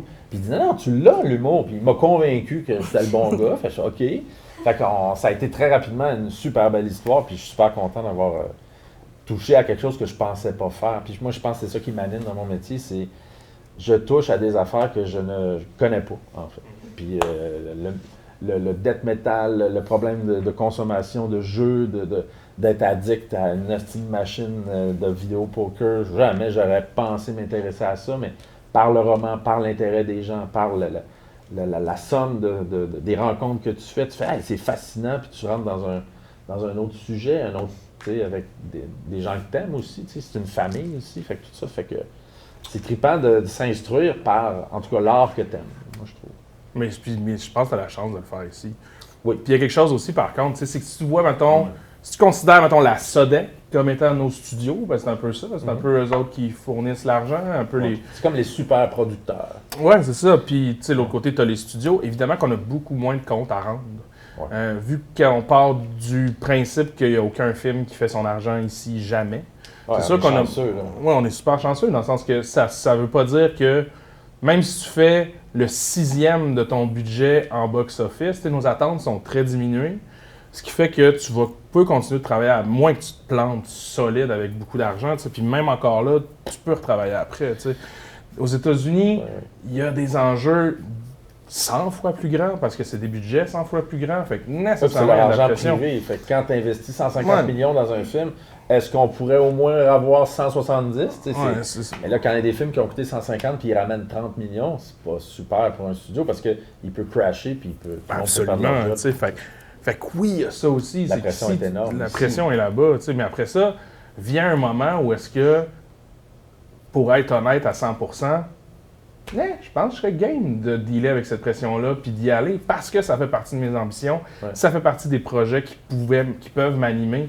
Mais ça, c'est bien, jeune aussi, mais Eric, c'est ça, aussi, c'est bien personnel. pas, Là, ouais. tu sais, je parle que pour moi en ce moment. Moi, je te le souhaite d'aller faire un tour puis voir c'est quoi cette affaire-là aussi. Ben, ça arrivera probablement pas, mais tu sais, mais il y a quelque chose de, tu sais, je peux la sentir, cette affaire-là, d'avoir le goût de même si c'est épeurant. Parce qu'ici, tu sais, on parle d'industrie, tantôt on parlait d'industrie, mais dans les faits, c'est pas tant que ça une industrie non plus, parce que, tu sais, on génère pas ces personnes Ouais, comme... mais moi, oui. c'est là que je fais, il y a tous les techniciens à Montréal qui Absolument. travaillent comme des débiles. Tout à fait. Demain matin, vous pouvez tous rentrer comme assistant de prod. Ouais. Vous allez gagner beaucoup C'est vrai. d'argent demain. C'est une industrie qui roule. Puis c'est le temps de rentrer parce que n'importe qui rentre. C'est une industrie, mais une industrie... Oui. Mais je veux dire, tu peux gagner ta vie avec Absolument, aucune passion. oui, là. absolument. Ben oui. C'est sûr. Mais il y a des passionnés là-dedans. Puis c'est ça que j'aime de mon travail, c'est que tu rencontres des crinqués qui veulent faire totalement. la rig de ta caméra qui lève dans, tu sais, tu fais comme, Ouais. il y a des malades partout, c'est le fun, tu sais.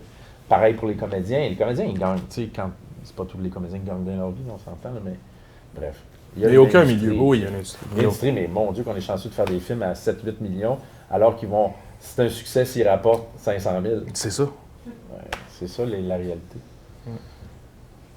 Donc, On est-tu déprimant? Non. Ben, non, en gros... En réaliste. tout cas, on est chanceux. Oui, ça oui. Puis vous autres, qu'est-ce que vous voulez faire? Grande question, ça. Grande Vous question. savez pas? Vous êtes rendu où? Ben, là? Parce qu'on on peut- explore un peu. Là. Ouais. On peut te répondre à la réponse cliché de on veut être Réalisateur. réalisateur. Oui, ben oui, puis Ouais. c'est bien. Ben, C'est ça. mais attendez pas personne. Attendez pas chez vous que le téléphone sonne, il ne sonnera jamais. C'est votre décision de faire un film. J'en connais ici qui font ce procédé-là. Si vous êtes passionné, vous allez vous rendre loin. Si vous faites ça pour je vais travailler là-dedans, ben vous ne serez pas réalisateur. Tu sais, mais si vous avez vraiment envie de faire des films, rien ne vous empêche d'en faire, surtout en 2023. Vous avez tout dans votre Ouais, poche. C'est comme moi, j'avais pas ça. C'était en 16 mm. Je louais des caméras, c'est trippant aussi, là, mais je veux dire, c'est un autre effort. Là, vous avez les tables de mon... Vous avez tout chez vous, les studios de son. Je fais comme, mon Dieu, vous êtes des privilégiés de la technologie. N'en tient qu'à vous de faire des films. Puis, Puis souvent, la grosse étape, c'est après l'école, en fait. Ouais. C'est à quel point, tu sais, à l'école, tu n'as pas le choix de te botter le cul parce que, il faut que tu remettes des travaux. Nécessairement, la structure t'encourage à faire tes projets puis à les livrer. Mais un coup que tu sors de l'école, il n'y a plus personne pour te dire, go, fais ton projet, va déposer à Sodec, va déposer au Calque, va chercher des sous. Il n'y a que toi, tes amis, ta gang que tu t'es faite pour vous auto-pousser dans le cul, puis on l'a fait chacun de notre côté. Une grosse partie du fait pourquoi je peux travailler en cinéma, c'est parce qu'à chaque été, on faisait un court-métrage de notre bar avec notre argent. On a fait un long-métrage avec 10 000 $ qu'on a mis sur nos cartes de crédit. On a fait... T'as fait des projets aussi avec ton argent. On a fait, tu sais, c'est important de le faire, ça, puis c'est la grosse différence. puis de ne pas avoir peur de demander des gratuités, de demander une caméra, de demander... Au pire, c'est non, puis tu vas ailleurs, tu sais. Ou de demander à des comédiens professionnels de venir faire votre court-métrage parce que ça va être meilleur. Bien sûr, puis ça va être étonnant le taux de réponse que les comédiens de votre âge ou même plus vieux vont dire oui, tu sais, parce que, oui, on veut faire de quoi de nouveau. Puis c'est une gang que vous allez vous former. Tu sais, moi, Steve Asselin, il travaille avec moi depuis qu'il a 21 ans. Mais on a fait 6 films en 6. Fait qu'à un moment donné, je dois bien l'aimer, tu sais. Je veux dire, c'est mon grand ami dans la vie. On a appris le cinéma en même temps. Fait que c'est super précieux dans ma vie.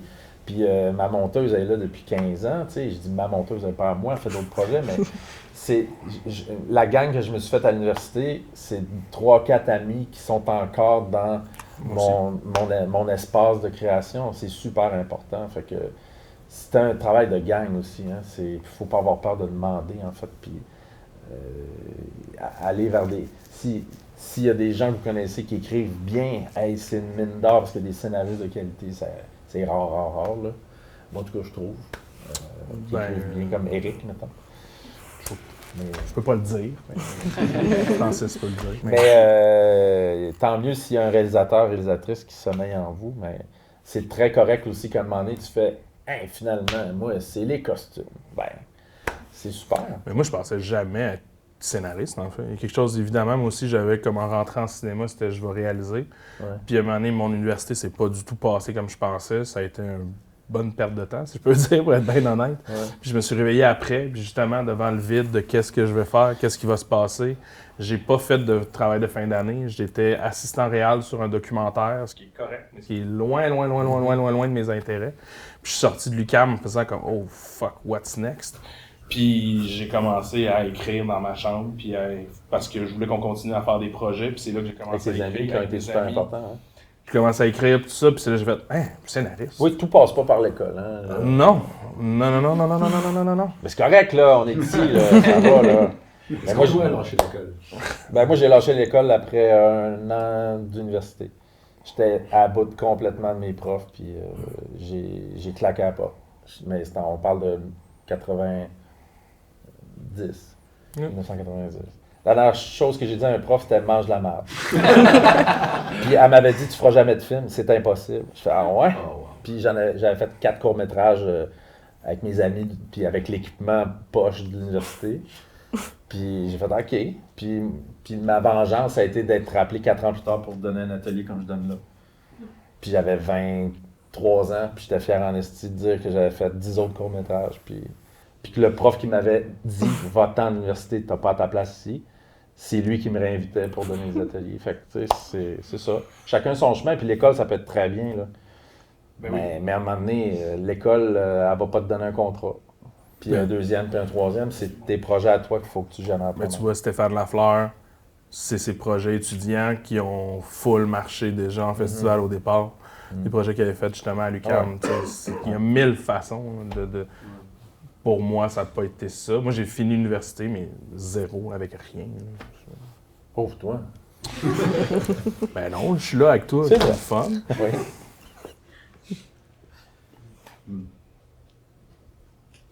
Je vais diverger un peu de la conversation qu'on vient d'avoir. Je m'intéresse au processus d'adaptation. Donc là, vous êtes peut-être parti d'un roman, puis bon, là, la question se dirige peut-être plus vers Eric, mais après ça, Farador, c'est Donjons Dragons, c'est quand même une adaptation dans le sens où on adapte un univers à l'écran. Puis Donjons Dragons, c'est quand même quelque chose qui est tellement vaste, puis que en son centre, la collaboration, puis l'écriture, ou même. Parce que c'est une forme d'écriture, là, j'ai l'impression, quand t'es DM, là, puis tu crées une game, il y a une forme, c'est une littérature qui est jouée, là. 100%.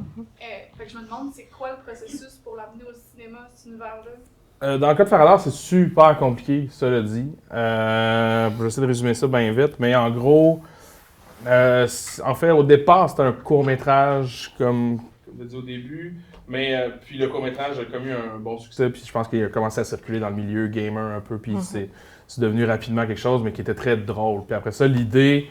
Moi, j'étais pas sur le scénario au départ. J'ai pas participé au court-métrage, j'ai pas du tout participé dans ce processus-là. Et Édouard... T'étais pas né? J'étais pas né. Moi, j'étais né.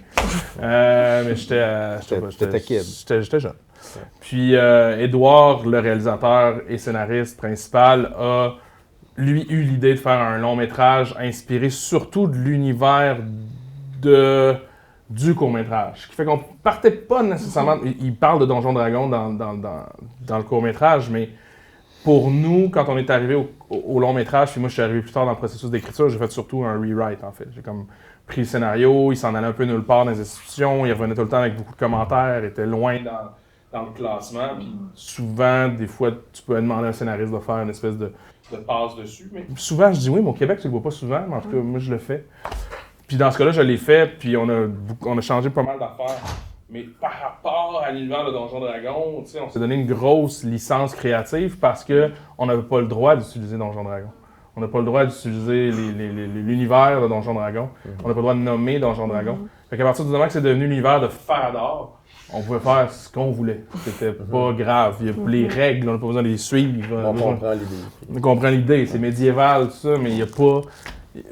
Donc, on adaptait comme une idée de l'univers. On adaptait comme une espèce de... Puis ça, ben, Édouard a joué quand il était jeune. Moi, j'ai été DM quand j'étais au secondaire.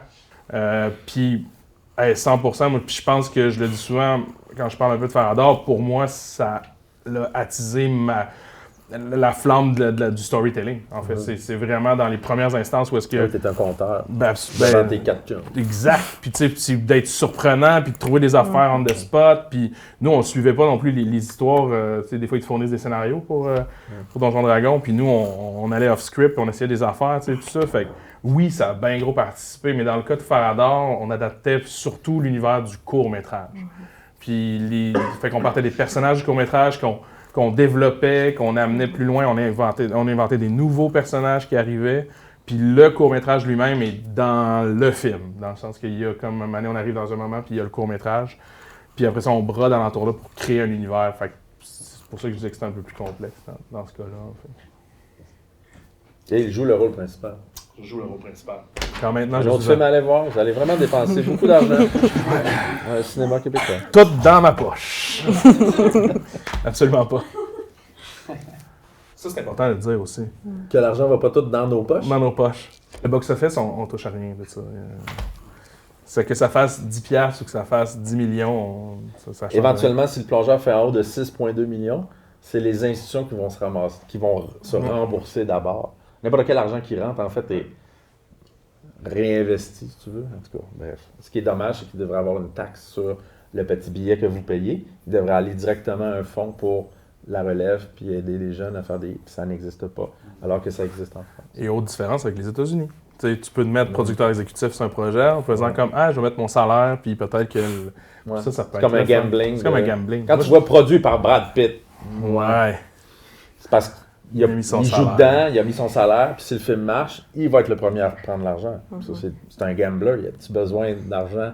Non. Mais moi, j'adore le casino. Oui. Moi, j'adore. Encore une autre raison pour laquelle les États-Unis, ça peut être le fun. Ouais. Ben, moi, je te le dis, il faut que tu ailles. Vas-y. Tu reviendras me voir. On va aller te voir genre 5 minutes après. Ça va pas marcher. J'ai plus de maison. Oui, tu viens coucher dans le cage. C'est ça. Est-ce qu'il y avait une... Oui? J'ai une question, par rapport à la place que vous avez en ce moment dans le cinéma au Québec, c'est-à-dire une place quand même enviable. Mais Eric a toute la place en ce moment. Ça fait des jokes. Ça va, là. En tout cas, il y a de la place pour vous deux. Ah, absolument. Mais est-ce que vous voulez vous en servir, ou en tout cas vous voulez l'utiliser à aider le Québec dans le domaine du cinéma, ou marquer quelque chose, parler de quelque chose en particulier? Est-ce que vous avez un projet pour l'avenir là-dedans? Ou c'est juste une façon de vous exprimer, je veux dire... Ouais, mais moi, je vais prendre ta question, puis plus jeune, j'ai beaucoup pensé à... Mais qu'est-ce que je crisse dans la vie, moi, dans le fond, à part faire des histoires, puis... Tu sais, mettons, pour mon pays, pour ma langue, pour ma culture, qu'est-ce que... Puis à un moment donné, je me suis levé un matin, j'ai fait... Hey, tu travailles dans ta langue, avec plein de monde, il y a des salaires qui sont attachés à ça, tu penses à un projet, le projet, il est accepté, il y a de l'argent qui est donné... plein de monde travaille avec toi. Puis là, ta quête pour redonner, si tu veux, elle est profondément liée à ton métier, dans le sens où tu fais « Hey, moi, je raconte des histoires, puis les gens vont les voir. » Puis c'est un long processus, c'est compliqué, mais faire déplacer du monde en salle, voir ton histoire, je pense que c'est nécessaire à un peuple. Autant le théâtre que la danse, que toutes les formes d'art sont super importantes. Puis tu enlèves la culture. Puis à un moment donné, tu te réveilles un jour dans ta vingtaine, tu fais « Hey, si on enlève toute la culture, là, il n'y a rien de tripant chez vous. » Parce que moi, si tu enlèves la culture de ma maison de campagne, mettons, il n'y a plus de vinyle, plus de DVD, plus de films à regarder, il n'y a pas de jeux de société, même mon tapis qui est tripant, il ne sera plus là. Tu sais, les toiles, les photos, plus de photographie sur les murs. Pensez à tout ce que vous aimez dans votre chambre, dans votre maison.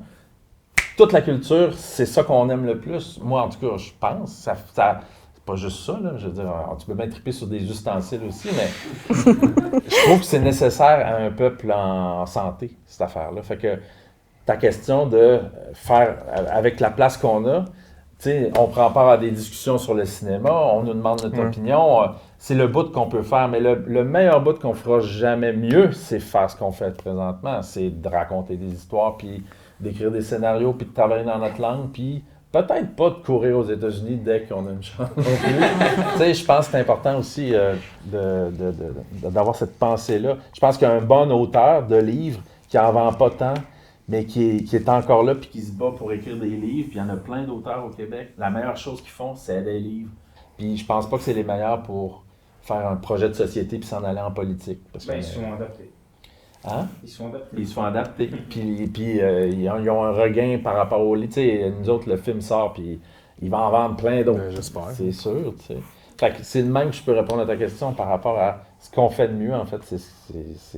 C'est le talent qu'on a, puis de le développer au maximum. Mais en ce moment, justement, tu sais, avec la crise du cinéma québécois, qui est en est une pour vrai, il y a comme nécessairement, tu sais, même j'ai fait partie d'un article de la presse il y a 2 semaines, tu sais, comme poser la question comment améliorer les scénarios, tout ça. Fait que tu deviens nécessairement plus sollicité pour en parler. Mais encore là, moi aussi, c'est l'affaire que je répète tout le temps, tu sais, d'aller penser à comment.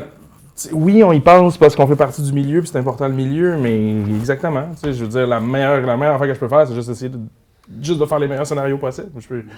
Mais c'est important de se le rappeler, ça. Parce que ça devient une job où est-ce que, tu sais, par rapport à l'opinion publique qui a changé un peu, il y a quelque chose de, des fois que ça. Faut que tu te le rappelles, ton importance puis ta nécessité, parce que ça devient facile de te taper sur la tête, de faire comme cher à fuck all.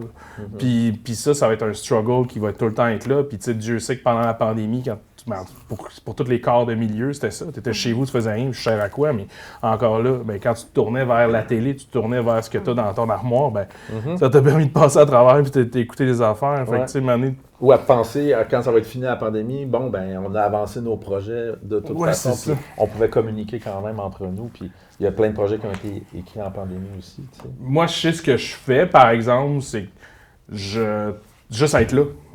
Juste être là, jaser. Moi, souvent, quand je fais des entrevues, souvent, qu'il y a quelqu'un du cégep qui m'approche, quelqu'un d'une université, je vais tellement rarement dire non, à moins que ça marche vraiment pas dans mes plans. Je suis super reconnaissant de ma place dans le milieu, puis ce que je peux faire, c'est que si quelqu'un a des questions, j'essaie d'être le plus disponible possible pour venir faire des conférences comme ça, pour parler de mon expérience, pour donner des commentaires sur des scénarios. Je lis beaucoup de scénarios pour des gens. Tu sais, juste en fin de semaine passée, j'étais à cours écrire ton cours. J'ai pas le temps d'être là, je veux dire. J'ai une horreur de malade, mais je vais là pareil parce que je trouve ça important. Puis j'étais là-bas, puis je donnais des commentaires. Essayer d'être généreux. C'est ça que je peux faire. Puis ça, j'essaie de le faire le plus possible. Puis c'est bien plus fun de venir vous voir que parler à un journaliste 2 minutes de TVA qui n'a pas vu le film, qui se crisse un peu de toi, dans le fond. T'sais. Fait que que vous soyez peu nombreux aujourd'hui, moi, je m'en sac. Là. C'est parfait, en fait, parce qu'on peut avoir ce dialogue-là. Puis moi, j'ai toujours dit que s'il y a une personne qui vient te voir, elle vaut la peine. Ben oui. Mais si tu parles tout seul, là, c'est un peu bizarre. Mais il y aurait eu un de nous autres ici, on l'aurait fait pareil. C'est important, cette affaire-là, cet échange-là. Parce que moi, à votre âge, les gens qui m'ont marqué le plus, c'est les gars comme nous autres en ce moment.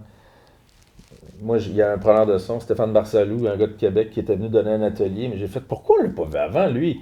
Parce qu'il me disait c'était quoi un plateau de tournage, puis il nous montrait des photos, puis il était preneur de son. Puis j'ai fait, mais il est extraordinaire, puis il est plus vieux que moi maintenant, puis il fait plus ça, mais ça m'avait marqué sa présence dans mon cours, puis j'ai remercié mon prof parce que c'est du monde de même qu'on voulait voir. C'est du monde qui se dit, ben oui, c'est possible de faire des films, pas comme ma titulaire qui m'avait dit t'en feras jamais de film.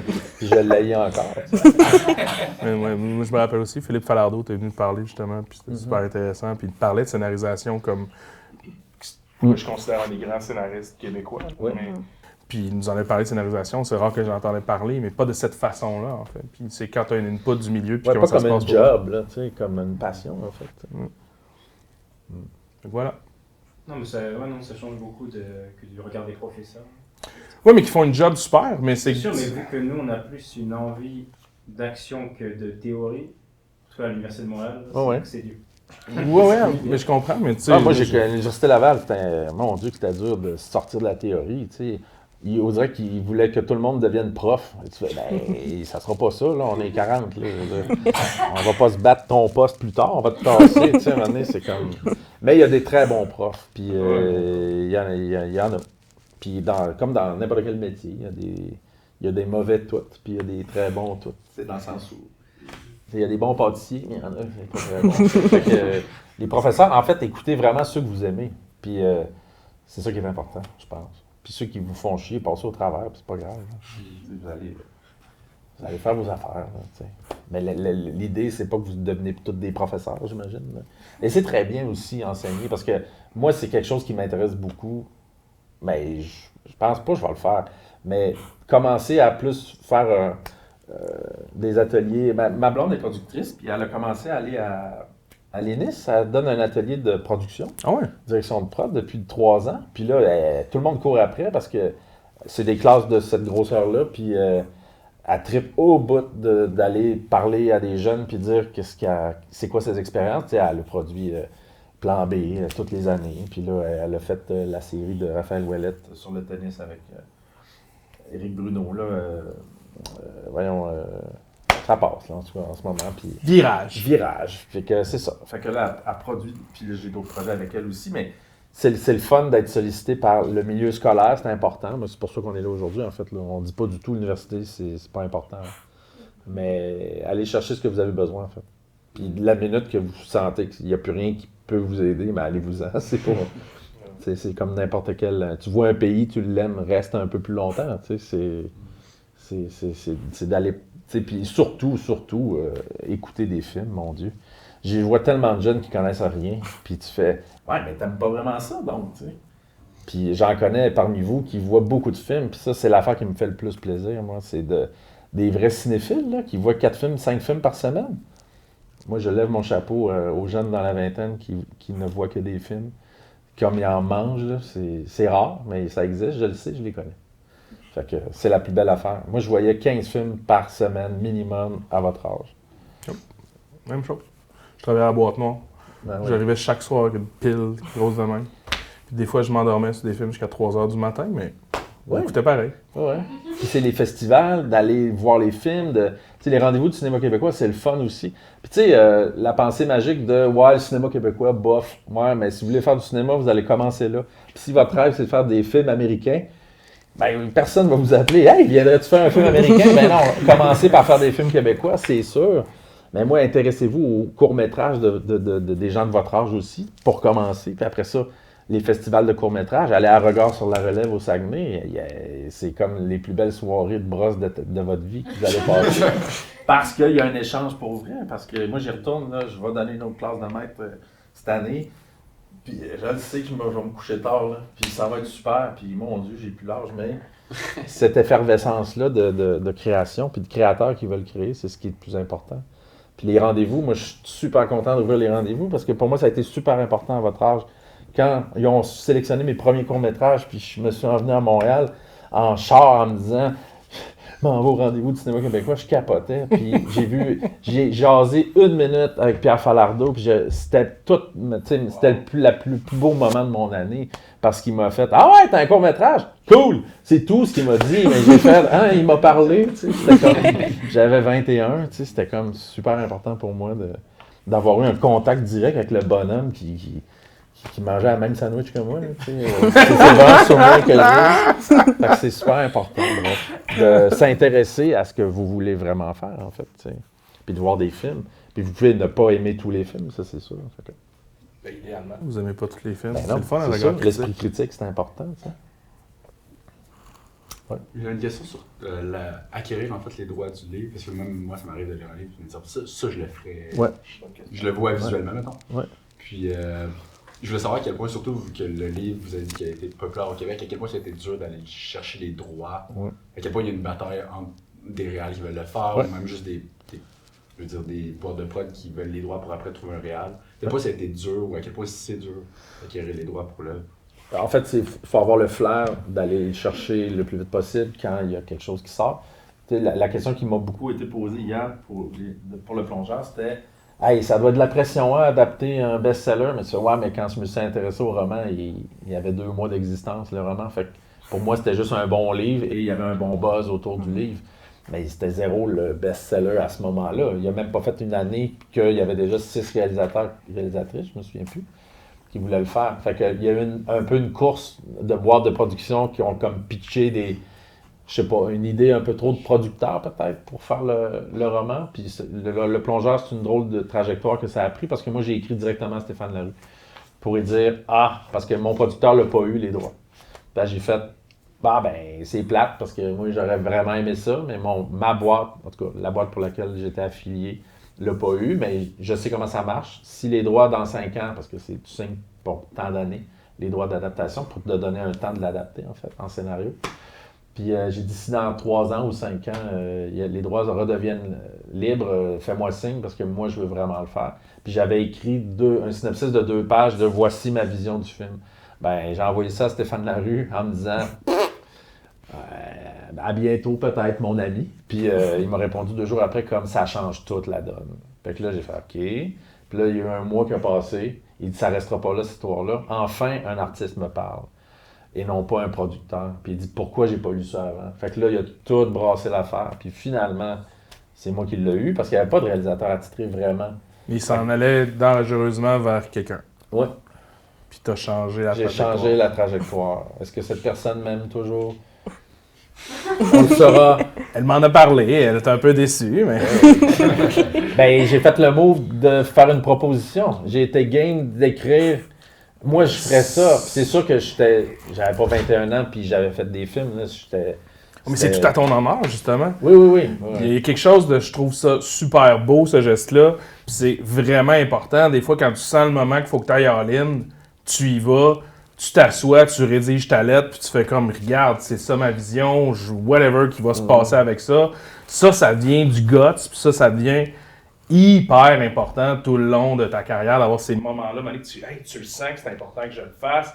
Puis justement, à 21, on dirait que tu as plus envie de faire « Hey, go, je vais faire ça, je vais prendre des risques, je m'en crisse. » Avec l'expérience, tu aurais pu faire « Bah, c'est le film que je ferai pas, puis c'est pas grave. » Puis t'as pas fait ça. T'as fait, on dirait qu'il y a quelque chose ici. Non, fallait Puis au pire, comme je vous ai dit tout à l'heure, au pire, c'est un nom. Il faut juste... Le gars de 21 ans en moi, il est pas loin dans le sens où, ben, au pire, il m'a envoyé chier. Puis au pire, il me dit merci, bien reçu, mais je me crisse de toi. Je veux dire, c'est... Ben, c'est pas ça qu'il a fait pendant tout, ça a mis une bombe dans sa tête. Fait que, une belle bombe, tu sais, dans le sens où... Mais pour répondre à ta question, c'est pas si cher acheter une licence de droit d'un livre. Je pense que c'est des contrats de 5 000 $. Pour 3 ans, 5 ans, mettons, entre 3 et 5 ans, hey, ce livre-là, on rencontre l'auteur ou l'éditeur, dans le cas-ci, ils sont quand même... Ils sont affiliés avec la maison d'édition, dans ce cas-ci, le Cartanier. Mais j'ai l'impression qu'on a payé 5 000 $ pour... D'accord, on aimerait l'adapter. Le producteur, la boîte a mis 5 000 $. Nous, on a les droits. Fait que là, on a tant d'années pour livrer un scénario. Puis d'un commun d'accord, l'éditeur se réserve le droit de dire « Hey, c'est de la merde, ton scénario. » Ou « Wow! » Puis qui va le faire? Ça les intéresse beaucoup. Qui va le réaliser? C'est tout un autre milieu, mais le milieu de l'édition, c'est sûr qu'ils ont de l'argent un peu à faire dans le sens où si le film sort puis le roman, il y a un regain de vie comme le plongeur va avoir encore. Il va encore vendre plus de copies. C'est bien pour eux, mais c'est bien pour le sujet puis c'est bien pour la culture. Encore une fois, j'en reviens à ça. Fait que tu pourrais, c'est un 5 000 $ de côté, faire ce roman-là que personne aime ou que personne court après, parce que c'est plus facile d'avoir un roman. Malheureusement, il a déjà été fait. Ah, c'est ça. Mais dépêche-toi. S'il y en a un que tu lis tout de suite, mais souvent ça part tellement vite. Là, mais, ouais. mais Là, il y a quand même, depuis 10 ans, il y a des bonnes histoires au Québec. Il y a beaucoup de bons auteurs, fait que ça fait des bons films aussi. Puis aussi qu'on a comme une preuve que les films bien adaptés, des romans, ça fait des bons films. Puis les livres se revendent aussi, mais je veux dire, notre cinématographie est plus riche aussi, peut-être. Parce qu'on arrête de tourner en rond. On va vraiment dans des sujets différents, je pense, avec des auteurs particuliers. Puis il y en a eu plein. Chaque année, il y a des belles adaptations au Québec. Mais oui. Mais c'est pas si cher, c'est ça, je veux dire. C'est encourageant quand même. Et acheter les droits d'un film, c'est plus cher qu'un livre? Si on veut faire un remake, par exemple, d'un film... Ah, je pense que oui. Parce que ça dépend du film, encore là. Si c'est un film obscur que personne n'a vu, ça va être le même prix. 3 000 $. Mais si c'est je vais adapter Jurassic Park au Québec, ils vont rire de toi. Puis... Ben, nous, Menteur a été adapté en France. C'est vrai. Puis t'es millionnaire. Ben, non. Mais ça a dit... C'était quand même une bonne option. Là. C'était quand même un... Je pense en tout et partout avec la licence, puis payer. Ben, tu as le réalisateur, tu as les producteurs, tu as tout le monde, mais je pense que c'était un genre de 300 000. Ah oui, quand même. C'est une manière d'aider aussi le cinéma québécois, de vendre dans la francophonie? Ben, moi, c'était pas ma décision. C'est une manière de m'aider moi, en tout cas. C'est le plus bel argent que j'ai eu. Tu sais, c'est déjà fait. Ton travail est fait. T'as rien d'autre à faire. Puis ton nom est dans le générique, d'après le scénario. Ça part, tu reçois un chèque qui est un bon chèque. Puis là, t'es comme, bon, ben, coudonc, j'ai rien fait pour ça. Ben, j'ai travaillé au départ, mais rien fait de supplémentaire pour avoir ce sou-là. Mais évidemment, tu sais, quand le cinéma s'exporte, c'est la meilleure affaire, puis c'est ce que tu vises quand tu crées quelque chose, mais turns out que c'est plus... Je pense que même vendre des films, c'est encore plus difficile qu'avant, tu sais, avec les Netflix et tout ça. Je pense que s'ils achètent un concept, eux payent pas très cher, là, tu sais, parce que nous autres, il y avait un intérêt, mais justement pas encore pour Menteur, mais aux États-Unis, avec un deal avec une compagnie qui avait des deals avec Netflix, puis c'était vraiment pas tant que ça. C'est pas comme dans les années de Starbucks ou de tout ça. Mais souvent, ça prend, mettons, ces comédies-là, ça prend un humoriste américain. C'est, mettons, Ben Stiller, il a vu le film en québécois ou en France, puis il a fait « je veux le faire ». Ça prend, je vais appeler ça un porteur de ballon, dans le sens où un gars qui est... Toute l'énergie est autour de lui, comme ben là, Ben Stiller veut faire le film. Fait que là, tout le monde met de l'argent parce qu'on sait que ça va rapporter. Fait que là, c'est pas pareil, tu sais. Mais si c'est un humoriste pas connu qui veut faire un. Ben là, c'est ça. C'est une question de rayonnement, en fait. Puis le coût vient avec. Mais bon, c'est pas notre gros bag, là. Mais toi, déjà, Crème, t'es adapté en France. T'es adapté en France. Wow. Je peux arriver là-bas et faire regarder un film, ça. C'est pas bon, mais l'adaptation est difficile, mais bon, voilà. Ben, t'en fous, t'es millionnaire. C'est parti avec les je suis millionnaire. Ben oui. Puis que t'as pas aimé le roman. J'ai haï le roman, fucking riche, je m'en vais travailler aux États-Unis. C'est ça ils vont dire, il aime sa langue, puis il est chez eux, puis il couche dans son char.